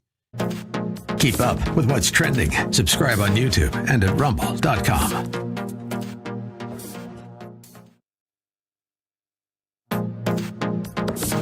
Trending now on The Larry Elder Show. Good. Thank you for taking my call. My pleasure. I'm a green card holder, have been for 20 years. Thank you. From where? When I first, from South Africa. Excellent. Thank you. When I came into this country, I had to have blood tests to see that I didn't have syphilis, gonorrhea, HIV. I had to show all kinds of vaccinations. I had to show means to be able to support myself, et cetera, et cetera. So my point being is that the law is not being upheld as we understand it. And so I don't understand how they are circumnavigating the law again. I mean, obviously allowing these people into the country in the first place without proper vetting, etc., is one of the ways. But I mean, the laws are written for legal immigration. There are methods and ways of doing it. They say the system is broken, but it's not broken. It functions. Greg, I am deeply in your debt. Stay where you are because I've got a couple of questions for you, but just an addendum to your magnificent remarks. The system is not broken. We totally have a system that is set up to work if the laws that are on the books will only be enforced. But that's a huge if, and they are being intentionally ignored. So 20 years you've been here, right? And as someone who's actually followed the law, share with me a couple of minutes of your experience on whether it was too easy, too hard, or just right. I think it was just right. Keep up with what's trending. Subscribe on YouTube and at rumble.com. Streaming on Salem Now. The Democratic Party somehow has convinced black people that they're the good guys. Never mind the skanky history of the Democratic Party. That was a party of slavery. He said, listen, I gotta give these niggas enough. Not too much, but enough that I'll have them voting Democrat for the next 200 years. The race grievance industry would have you believe that blacks get up and think about nothing else except race. If I tell you this is racist, yeah, I would get you emotional. There is a whole big cottage industry for racism. If racism went away, a lot of people would be unemployed. The mob during the Minneapolis riots following the death of George Floyd. A bunch of white thugs, frankly, burning down the city's traditional black and Asian business district. They're racist, racist, racist, racist, racist. Everything's racist. Look for Salem Now in the App Store or go to salemnow.com. Streaming on Salem Now. Fiance? No, I can't be your fiance. You're gonna go. You're gonna be my fiance, and you're gonna be the most amazing, fascinating, most successful man ever. We're only gonna be there for a few hours, eat dinner, and I promise we'll have the best breakup of all time. My baby, my princess. Oh, booyah! Beat a little bit. Stream on your phone, tablet, or TV. Look for Salem Now in the App Store or go to salemnow.com. Trending now on The Hugh Hewitt Show. Because there is a Washington Post story out that Trump is running a wink and a nod campaign, David Drucker. Trump talked out of announcing a 2024 bid for now, settles on a wink and a nod unofficial candidacy. What do you make of the headline? Well, it's some good reporting, but, Trump has been running a wink and a nod candidacy since the day he left the White House. And it was pretty clear to me when I interviewed him for the book in May that he was running that he was interested in running again. He asked me, he's like, why do people think I'm not running? I said, who says you're not running? Let's just talk about other people that may run if you don't, which I finally got him to agree to do. How long did that take? About 3.5 hours. Yeah, but I mean, you got to... I got him there. So I was told yesterday by a confidant of the former president that he is going to run and that if he changes his mind because of health, but that he looks in great shape. If he does run, he's going to destroy anyone who runs against him. I mean, just take them out at the knees and turn on them. And if he doesn't run, he'll be supportive of them, hoping to freeze them for a while. Consistent with your understanding? Yeah, well, look, first of all, we know that any time he's in a campaign, he tries to take people out at the knees. Again, nothing new. I think the thing to understand about President Trump, former President Trump,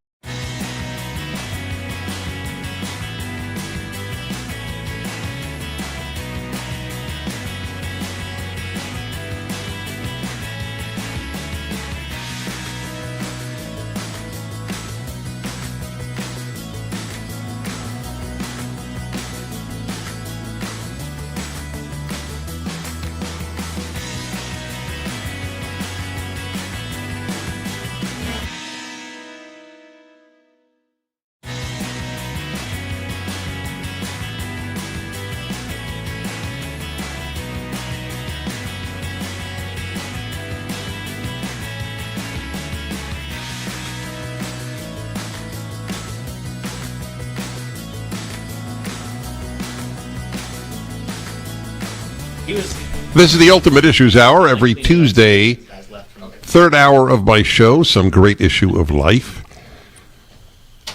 It is a way of saying, without saying, that it's a wisdom hour. Great issues are about wisdom. There's very little wisdom in the country, and you know why I believe that is, but that's a separate issue for another time. So,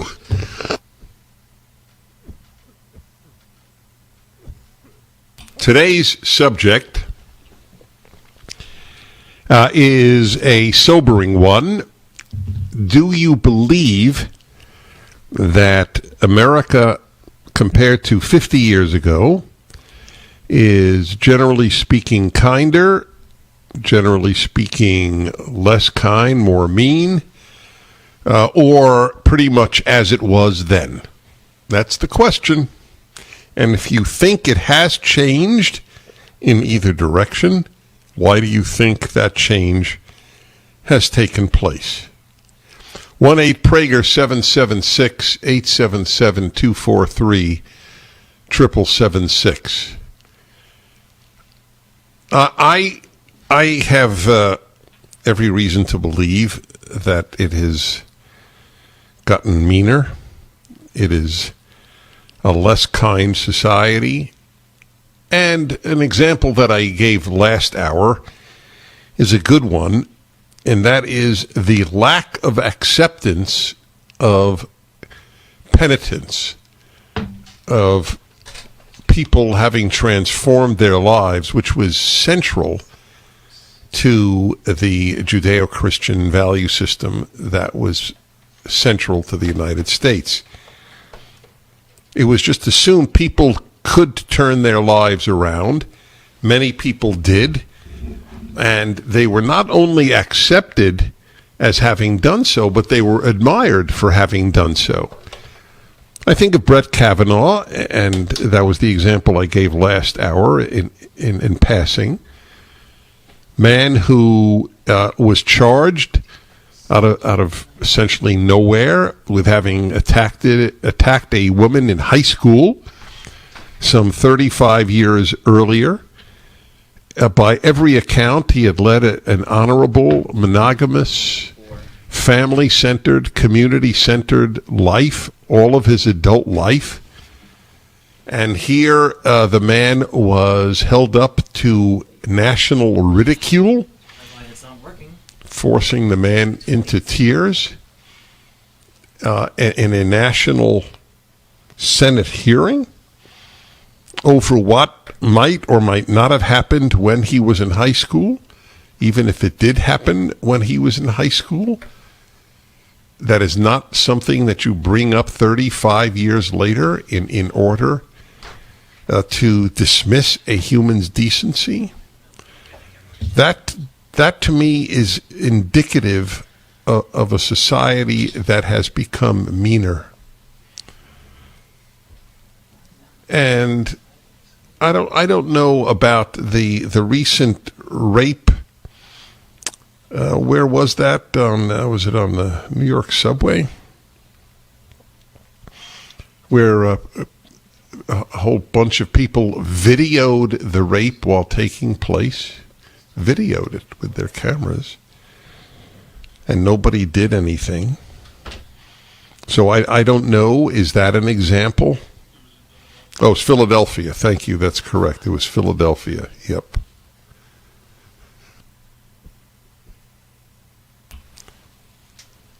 So we had many years ago, over 50 years ago, the Kitty Genovese story. New York Times, A.M. Rosenthal covered that very famous story of a woman screaming while being stabbed and raped, and nobody did anything outside their windows. Everybody could hear it, and she died. And it was a very, very famous and very upsetting story in America. So I don't know if that's a fair example of something analogous to the Philadelphia train story, but I think there's a callousness today that is that does betoken a certain level of meanness that did not exist in American life as much in the past. So the question is, if that is true, if you believe that, and it may not be true, and I hope it isn't true, but if it is, what might be the origin? And I'll give you my example, the example I give the most frequently, I think, of the increase in meanness in the country is treatment of parents.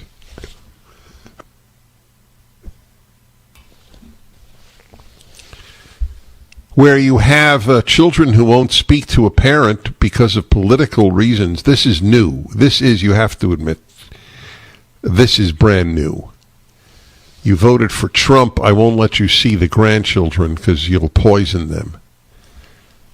You're unworthy of being part of my life because you're a Republican. This is a level of cruelty that did not exist in the past. I mean, think about all the presidential candidates and the absurdity of, oh, you voted for, I don't know, just name somebody. You voted for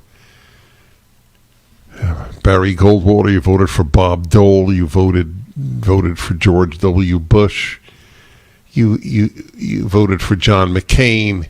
I can't talk to you, you can't see the grandchildren, you'll poison them. It never happened. And it certainly doesn't happen in the other direction. You voted for Joe Biden, you voted for a Democrat, you voted for Al Gore, you can't see the grandchildren, you'll poison them. So that's certainly a level of meanness that I think is new in the United States. So the question is, if that is correct, if that read is correct, what might be the reason or reasons for it? Well, one thing, I think that there is one reason for it is that we live in the age of feelings. How you feel is what matters, and thereby we have fostered a narcissism, because narcissism and feelings are, if not synonymous, profoundly related. How do you feel about it is the question, rather than is it right? I've warned about this all of my life. How do you feel about it? I always gave the example of when my older son was about 2 years old, now 38, this is a long time ago.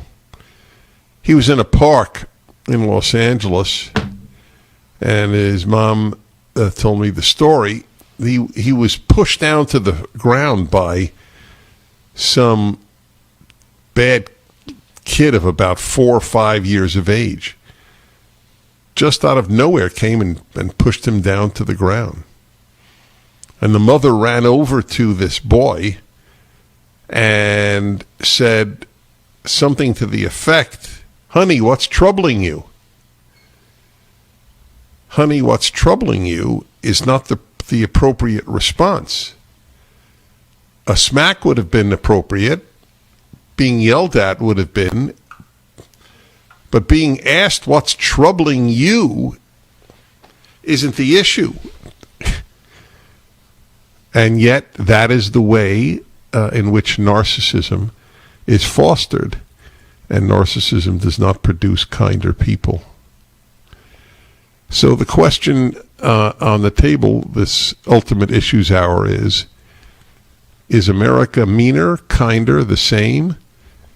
And whichever one do you vote, what is your reason?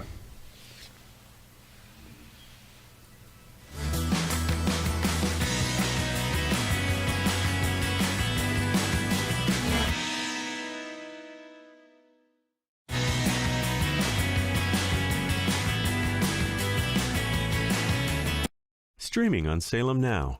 Tesla was a genius. His most amazing discoveries thought to be written in a lost journal. Now, in the right hands, it could revolutionize the 21st century. You can stop an earthquake.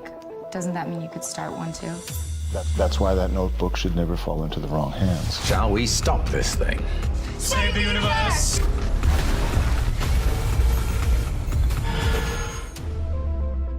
Look for Salem Now in the App Store or go to salemnow.com. I grew up poor, which is even worse than being poor. We would have sandwiches with no meat. My American dream entailed working hard and making $20,000 a year. But I surpassed that goal and became a corporate CEO. We'll all be able to say, free at last, free at last. Look for Salem Now in the App Store or go to salemnow.com. Streaming on Salem Now. The public would be outraged if they knew the truth. Why do you think our politicians are not on the sidewalk right now talking to you? Don't have no respect. The old wall randomly turns into a guardrail, followed by miles of open border.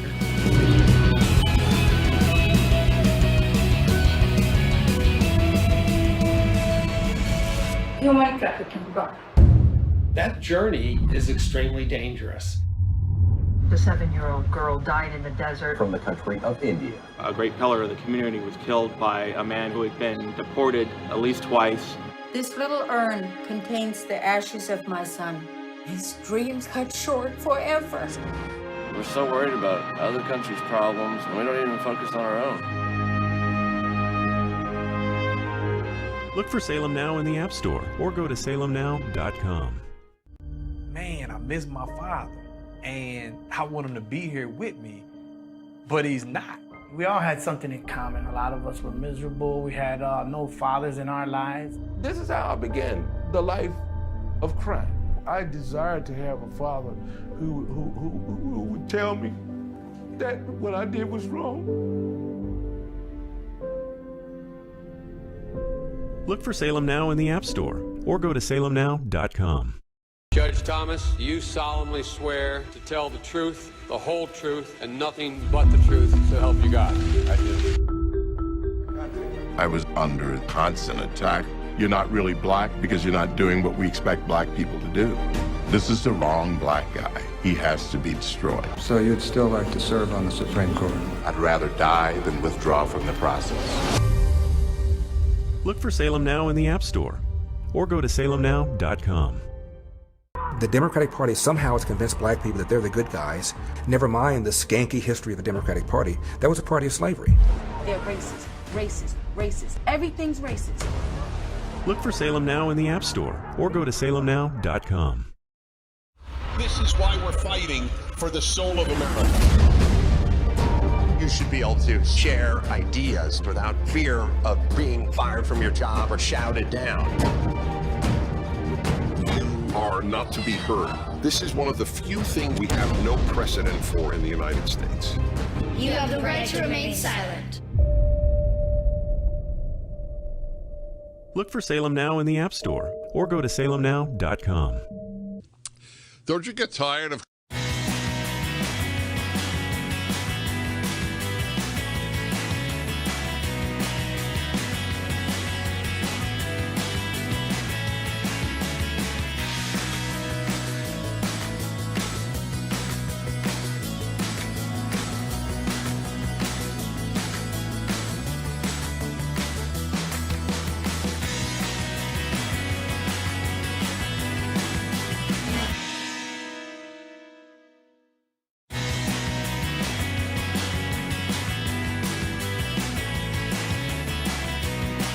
My friends, you know how tough this year has been on small businesses. The biggest fighter for small business in the country is Job Creators Network. Go to jobcreatorsnetwork.com. Find out how joining their army of small business owners can turn around the country with regard to small business. They're just asking you to join with them, to know what they're doing. They want to grow their numbers. It's not a matter of contributing funds. That's the thing. It doesn't really say. So I love this group.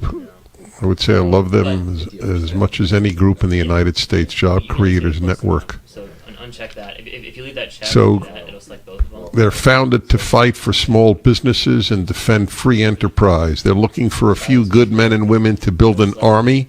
That's that guy. It's such a weird purple color right now. And just nudge that up. Yep. Of small business advocates across the country. Their advocacy program will train you up to be a voice for positive change in your community. That'll be all the way over to the left. Okay, find out how to join JCN's growing army of small business owners. Go to Job Creators Network or jcn.com. They are good folks. The question on the Ultimate Issues table, third hour Tuesday Ultimate Issue, do you think America is as kind, no less kind, no more kind than 50 years ago, more mean, less mean, and whatever your vote, why do you think that is? I think that we have produced a lot of meanness in the country in the last 50 years. And I've always considered Americans to be the nicest of people. So this is a painful subject for me. But the substitution of oughts with feelings, you ought to do this, you ought to do that, that has died. And in its place is, how do you feel about it? Whoa. Did that come through, Sean? Prager guessed. Yeah, we're gonna fix Prager now. Yeah, because now Prager will be the same, but that's not terrible. So now all right, so it doesn't always work, this button. Sorry about that, folks. Still the after effects of COVID. Doing rather well, as you would imagine, given that I'm already broadcasting. But there is a lingering cough to the so these pages, to it. You can adjust just the brightness of them. Anyway, that's the question on the table, and my biggest example is the way a lot of children treat their parents. All right, David, Los Angeles, hello. Hi there. I have 2 points. One, I find that I have kids, and I find that they are much kinder, and their peers are much kinder. There's a lot less bullying in schools these days. And the other point is that I don't think you can claim that adults are coarser without laying some of the blame on a president who insulted everybody for 4 years. If it doesn't, then I'm just going to set it to 10%. I mean, all right, so let's take. All right, okay. Tell me when I can speak. If you want to speak further, go right ahead. Well, I was just going to say that I was thinking earlier today about when he insulted the disabled reporter, and his supporters said he wasn't insulting him for being disabled. He makes that same face and mocking gestures towards a whole bunch of other people, as just one example. But my kids are really nice. Probably would be, yeah. All right. So you think and I'm not challenging, I'm just clarifying. You think that Americans today are, as a rule, nicer than 50 years ago? I wouldn't say all Americans, but I definitely see No, there's no such thing as all. Of course not. As a general rule. And I'm saying amongst children, there's much more kindness and acceptance especially acceptance of difference amongst children. But amongst adults, I would say it's coarser and more polarized and much meaner in its polarization. And I think it's only fair to lay a good portion of that blame on Trump. So Americans were nicer till Trump.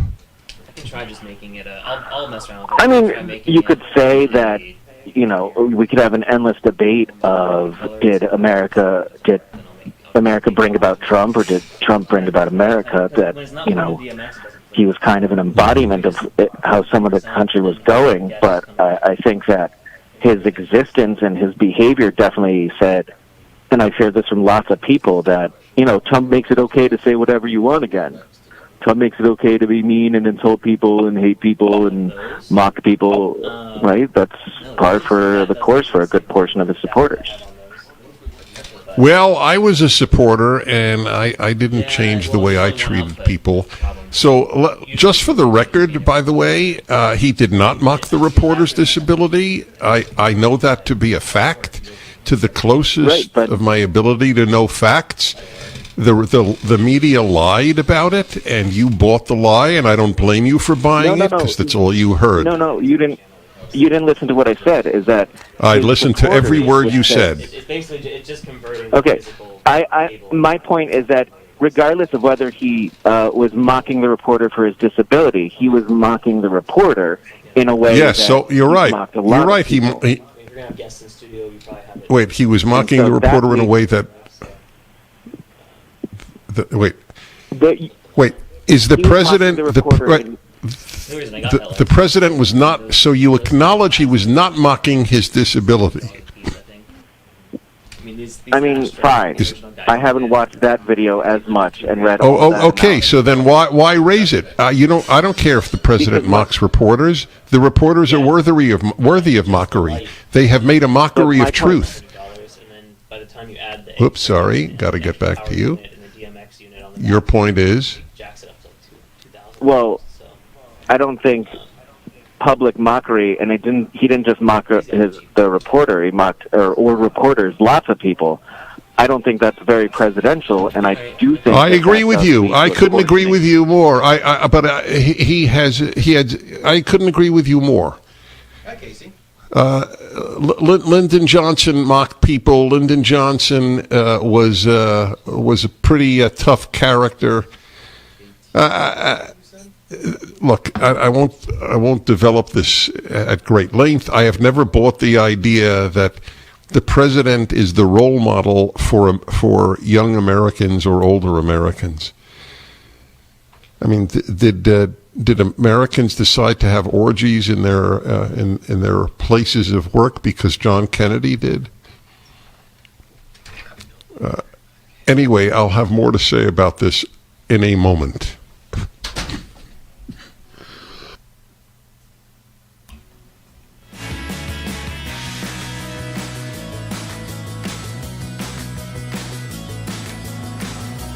The Democratic Party somehow has convinced black people that they're the good guys.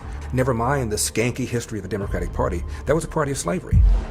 There is a whole big cottage industry for racism. If racism went away, a lot of people would be unemployed. The mob during the Minneapolis riots following the death of George Floyd.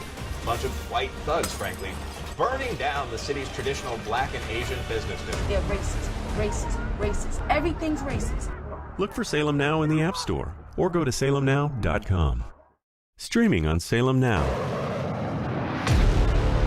We understand that a plane has crashed into... The people who knocked these buildings down will hear all of us soon.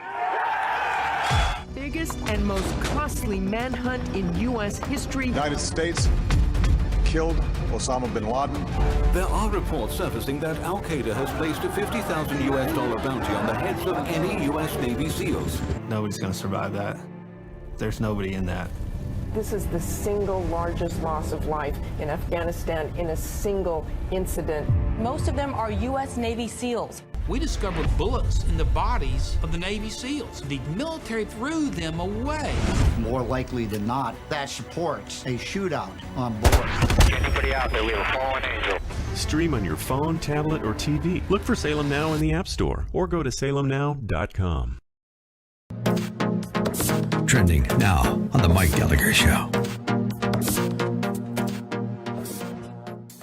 Any teacher who's taping masks to 9-year-olds' heads should be fired immediately. I mean, that's not, I'm not going out on a limb here to say that. Do you disagree with that? Now, the lunatics who are so mask and vaccine crazed, who are freaking out about 100,000 people in a college football stadium, I'll bet they think that's okay. Well, if the 9-year-old doesn't have his mask on, you got to tape it to his head. Now tape the mask around it so it stays over his mouth and his nose. Not only should the teacher lose her job, she should be arrested. That's assault. Keep up with what's trending. Subscribe on YouTube and at rumble.com. I think this family can pick you up every time you fall. Every time I take one step forward. Well, Wright came in this morning. He wants to fight you. No one expected this out of him. Look for Salem Now in the App Store or go to salemnow.com. The only time you can come to Christ. You ever thought of going to seminary? Look for Salem Now in the App Store or go to salemnow.com. Trending now on America First with Sebastian Gorka.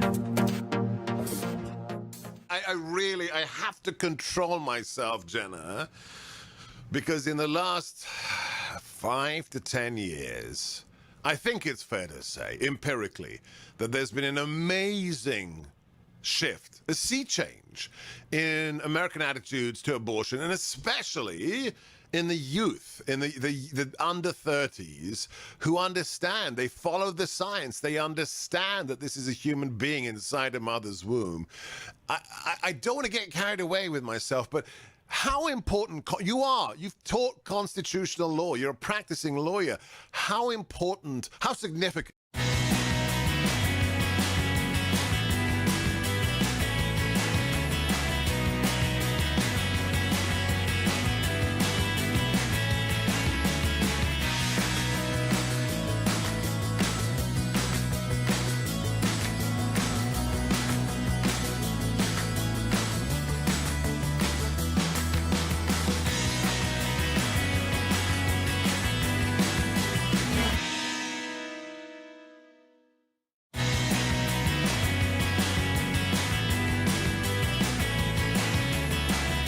But Issues Hour, is America kinder, meaner, neither, the last 50 years or so?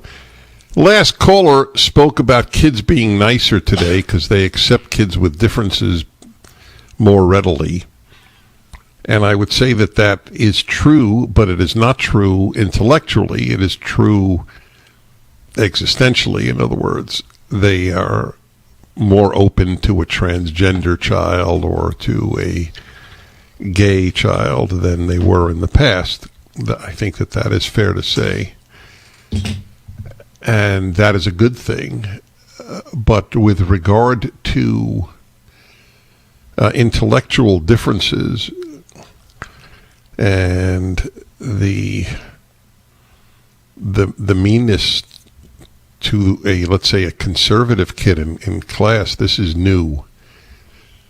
So I think it's a mixed bag with kids today.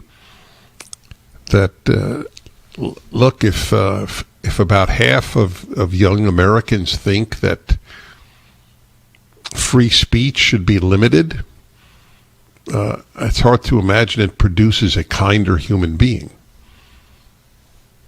All right, let's see what else you folks have to say. And John in Phoenix, Arizona, hello. Yes, sir. How you doing? Okay. I'm glad you're getting better. I would say that America has gotten less kind, and I would say that that's due to folks' hypersensitivity. Go on. So hypersensitivity or hyper-awareness of feelings, hurting somebody's feelings, and I would say that comes from political correctness, political correct speech that people have been taught and been expected to submit to. So as a paraplegic veteran, for example, I will interact with people in the marketplace. Say 15 years ago, folks were very quick to help me, to offer help, getting in and out of vehicle, shopping, whatever was going on. And I've seen over time, people would be reluctant to help, or if they did offer to help, they would say right off the bat, I don't want to hurt your feelings. Well, I hope that you aren't offended. And I didn't understand where on earth they were coming from. So I'd ask people, well, why would you think I'd be offended for you to offer help? Well, I don't want to offend you because you're disabled. Then they would get tripped up on what word. Wait, so they're apologizing for offering you help? Absolutely.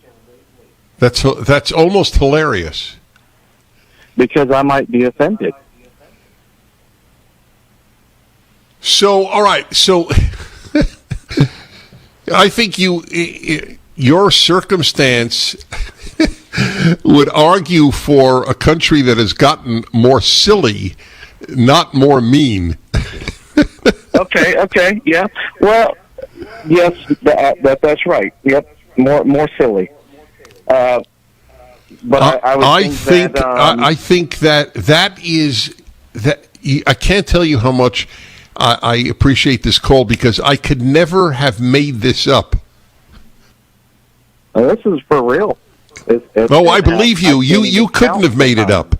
So they will say, listen, forgive me for offering you help? Absolutely. Or immediately say, I don't want to offend you, or I hope this doesn't hurt your feelings. And also, I would say I've seen the interactions with people have definitely decreased. And I don't know if that's maybe something about me, but maybe I look less friendly. Who knows? But the people saying coming to offer help, I would say, has significantly decreased. And I would contribute that maybe so much to meanness, but maybe around the fear of what the interaction is going to be like. And that is, yeah. Well, listen, thank you. That, again, I got to say, this was revelatory to me.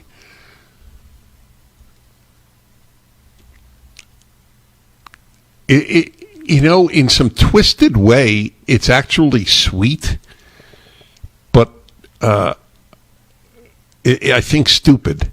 But in a bizarre way, it's sweet. Look, what they're saying is, I don't want you to infer from my offer that I think that you can't navigate the door. Oh, wow. I'd like to hear from other folks with handicaps. ReliefFactor.com, 800-500-8384. Relief Factor is the miracle drug, if you will, safe over-the-counter drug, I might add, that conquers for most people joint and or muscle pain. You will know if it works in 3 weeks. That's what the makers say. So just try it for 3 weeks for $20. And if it doesn't work, cancel the order. Simple as that. But you'll know in 3 weeks. It's the 3-week quick start at ReliefFactor.com, 800-500-8384.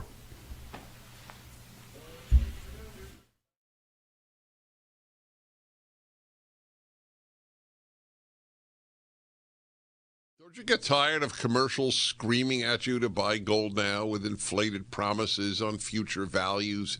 In an unregulated industry, you need honest, real experts to give you solid advice to protect your wealth and top picks on the best coins and bullion based on real-time data and historical trends. For example, as environmental policy becomes a hot topic, one precious metal that's been significantly undervalued for years is potentially set to surge. Nick Grovich, owner of AmFed Coin and Bullion, has long recommended this precious metal. Up to 600,000 ounces of this rare metal will be needed by 2030 to produce green hydrogen. Nick is doubling down on this pick, and you should too. Call Nick at AmFed Coin and Bullion to find out more.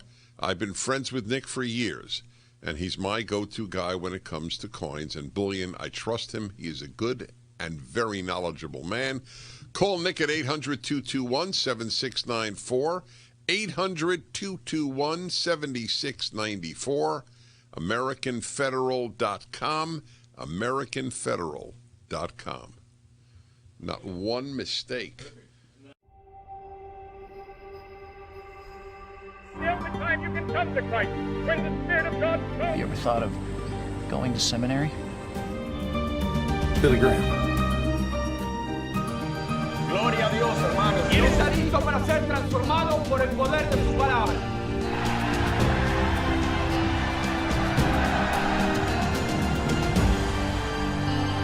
Look for Salem Now in the App Store or go to salemnow.com.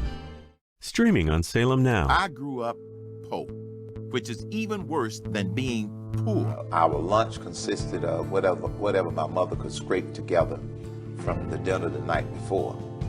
We would have sandwiches with no meat. My American dream entailed working hard and making $20,000 a year. But I surpassed that goal and became a corporate CEO.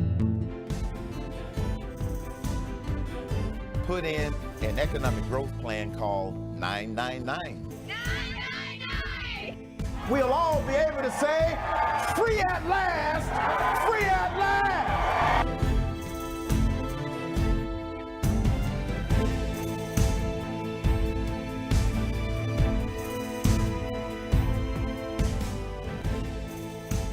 Look for Salem Now in the App Store or go to salemnow.com.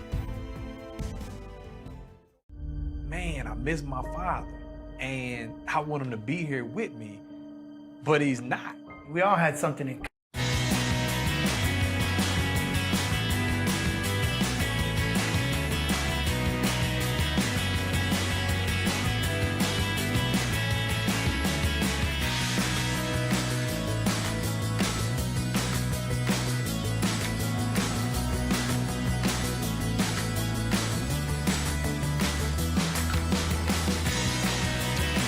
Okay, everybody.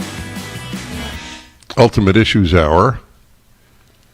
Has there been an increase in meanness, kindness, or neither in the last 50 years in the United States? That's the question.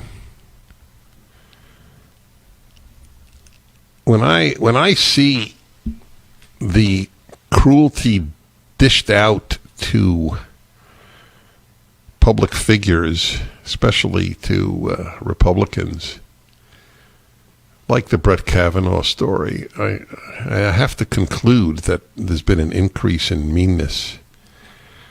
That you can say anything. If a person is a conservative, they are not worthy of decent behavior. And the best example, as I gave earlier, is the treatment of parents who voted for Donald Trump. Was it about a third of Americans have a family member that doesn't speak to the family or doesn't speak to a parent? And very often it is a result of politics. And even when it isn't, it is usually an act of meanness. I mean, very rarely is it warranted. So, anyway, those are examples. Let's see here. Janelle in Bakersfield, California. Hello. Hi, how are you? Okay, thank you. So I was listening and I heard the gentleman earlier talking about how he thinks since Trump's been in office, people are meaner and, you know, the bullying in schools and stuff. Literally, as he was talking about that, my son was texting me from school telling me, well, I'm being bullied, Mom. Can you just come get me? You know, and talking about if people are meaner now than they were years ago. I would think now, but people tend to think that people on the right are meaner, but yet, you know, the left is, you know, sending death threats and wishing death upon other people, but we on the right don't do that. I don't think we do it as much. I think there are people who do it. I agree with you. So I'm curious, Right. What is the story with your 11-year-old? So I don't know what it is. It seems he's always the kid in school that's protecting other kids from being bullied. He even got in trouble one year for protecting a special needs child that was being bullied. But the tables have kind of turned this year, and he's being bullied. And it seems to have kind of started the end of last school year. And, he's a very sweet kid. He's genuine, loves everybody. But these kids and he's come home and told me that him and kids in class have gotten in political debates, and we, as Trump supporters, he gets a lot of hate from that, and there's kids that may bully him, just based upon that. He came home and told me one day that there's kids saying, oh, we're Trump supporters, we're racist, we're this, we're that, and it just seems to have trailed over. We even had a teacher last year that I think knew by just, being on Zoom and things in our house that maybe she had seen with Trump, and she was just awful to my son and myself. So did you pick your son up? I'm about to go get him. So what is your thinking in that regard? Why not let him duke it out? In my opinion, I've always told him, don't start a fight. But if someone's going to mess with you, by God, finish it. That's always my stance. He got in trouble last year because a kid came up, shoved him on the ground, and he defended himself and got in a fight, and then almost got suspended from school. But the other kid didn't even get anything done to him at all. But he was just protecting himself. Why did the other kid get nothing done to him? That was my question to the principal. Well, why is this kid... And what did the principal say? They said because nobody saw him push my son, but yet as soon as my son gets up and defends himself, then he's, in trouble. So why are you picking him up? I go back to the original question. I'm at a point where a lot of parents are, especially with what's going on in California right now, to just homeschool him anyway. Oh, good. No. That would be great. But I'm only asking because I want kids to be tough, and unless they're being severely hurt, I think they need to learn to fight back. Anyway, I salute you. I hope you do homeschool your child. That's clear. All right, and let's go to Steve in Prescott, Arizona. Hello. Hello, Dennis. How are you? Okay, thank you. Okay, so, good versus bad, good versus evil, nice versus all that. I mean, I think that in the last 50 years, everybody's good and bad. I think that the volume has been turned up slowly over the years, and I think one of the main causes of both sides is, especially the bad, mean side, is human indifference, entitlement, the things that make it, the narcissism that you were speaking to. I think that people gravitate more towards that because it's easier. And, just with a few of those words in there, I'll just kind of let you run with that, and I appreciate your time. Well, okay, bless you. Thank you. Yeah, I don't think people... I don't think. I am certain that people who feel entitled become meaner because they're less grateful, and ingratitude produces meanness.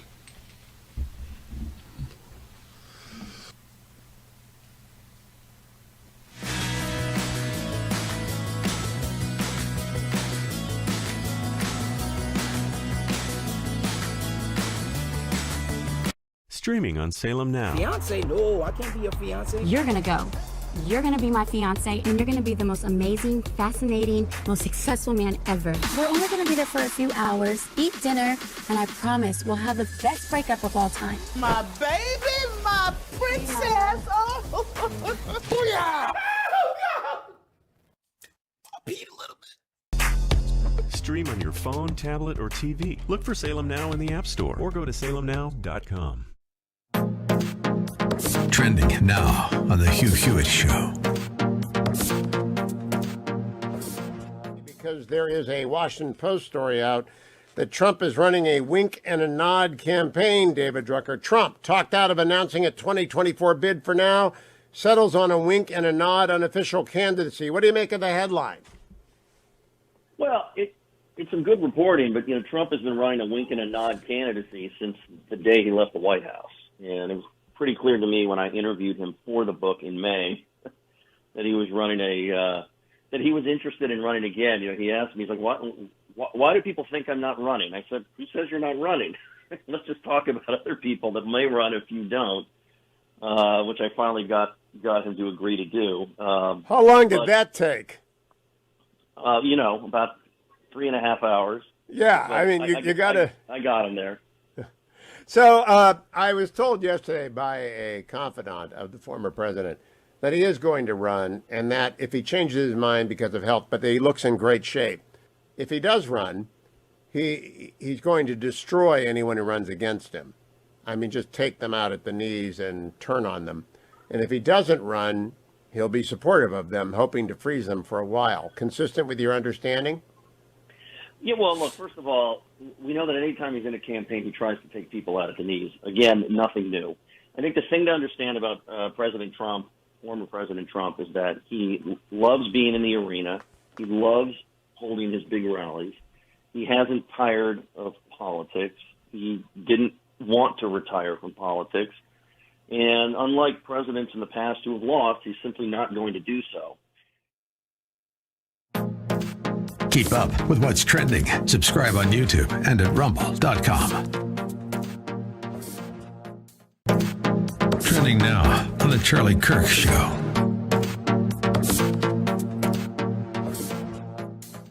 There is this question of, is America becoming a safer country or a more dangerous country?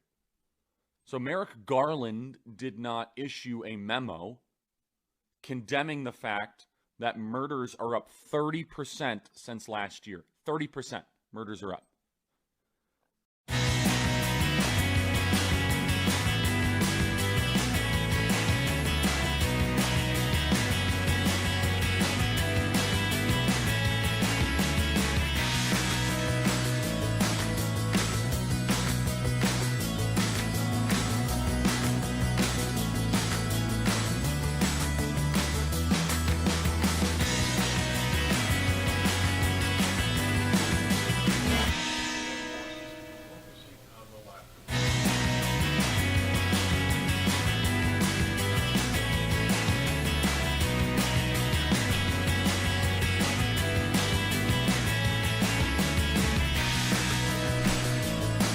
Hi, everybody. Ultimate Issues Hour, final segment, every Tuesday, third hour.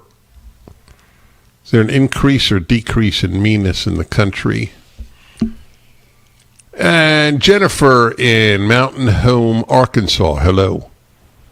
Hi, Dennis. We've spoken a couple times briefly. I'm so glad to get through. I would love to let you know there is an ad council radio ad that plays. There's the one about fat shaming, and there's the don't do this and that to these types of people, and don't say this and that. And there is one that says, do not assume a handicapped person can't do something, and you're not supposed to offer them help if they don't ask for it. And the girl in the commercial very snarkily says, I actually got it all under control. And so you're supposed to not even try to help them because the radio's telling you to. So that was what the paraplegic veteran was noting. Yes, people apologize exactly. if they even offer help. This is government-sanctioned meanness. It is fascinating. Thank you. I want to take another one, Jennifer. A blind person calling in. Tempe, Arizona. Larry, hello. Hi, Dennis. I had spoke to you a while back, and so I don't remember the topic exactly, but about blindness and how that I interpret people around me. And the previous gentleman, a couple of calls back, he's absolutely right. I don't know that it doesn't affect me from a standpoint of people being mean. I think it comes from that, though, in that political correctness is really from a heart of meanness. You know, because I'm blind, somebody is not supposed to say, sometimes even not even use the word blind, because it isn't kind. I'm not, it's going to be treating me poorly to do that, but that's ridiculous. I'm blind. That's not a bad word. And so it's unbelievable. I gotta. I'd like to know what you're supposed to be called if not blind. I wish we had more time, Larry. Dick, Dean, Roger, Dean, 2 Deans, and Todd. Hey, listen, folks, go to my website. Please click on the Alliance Defending Freedom banner and donate. They're fighting for freedom. Help them do it. I'll see you tomorrow.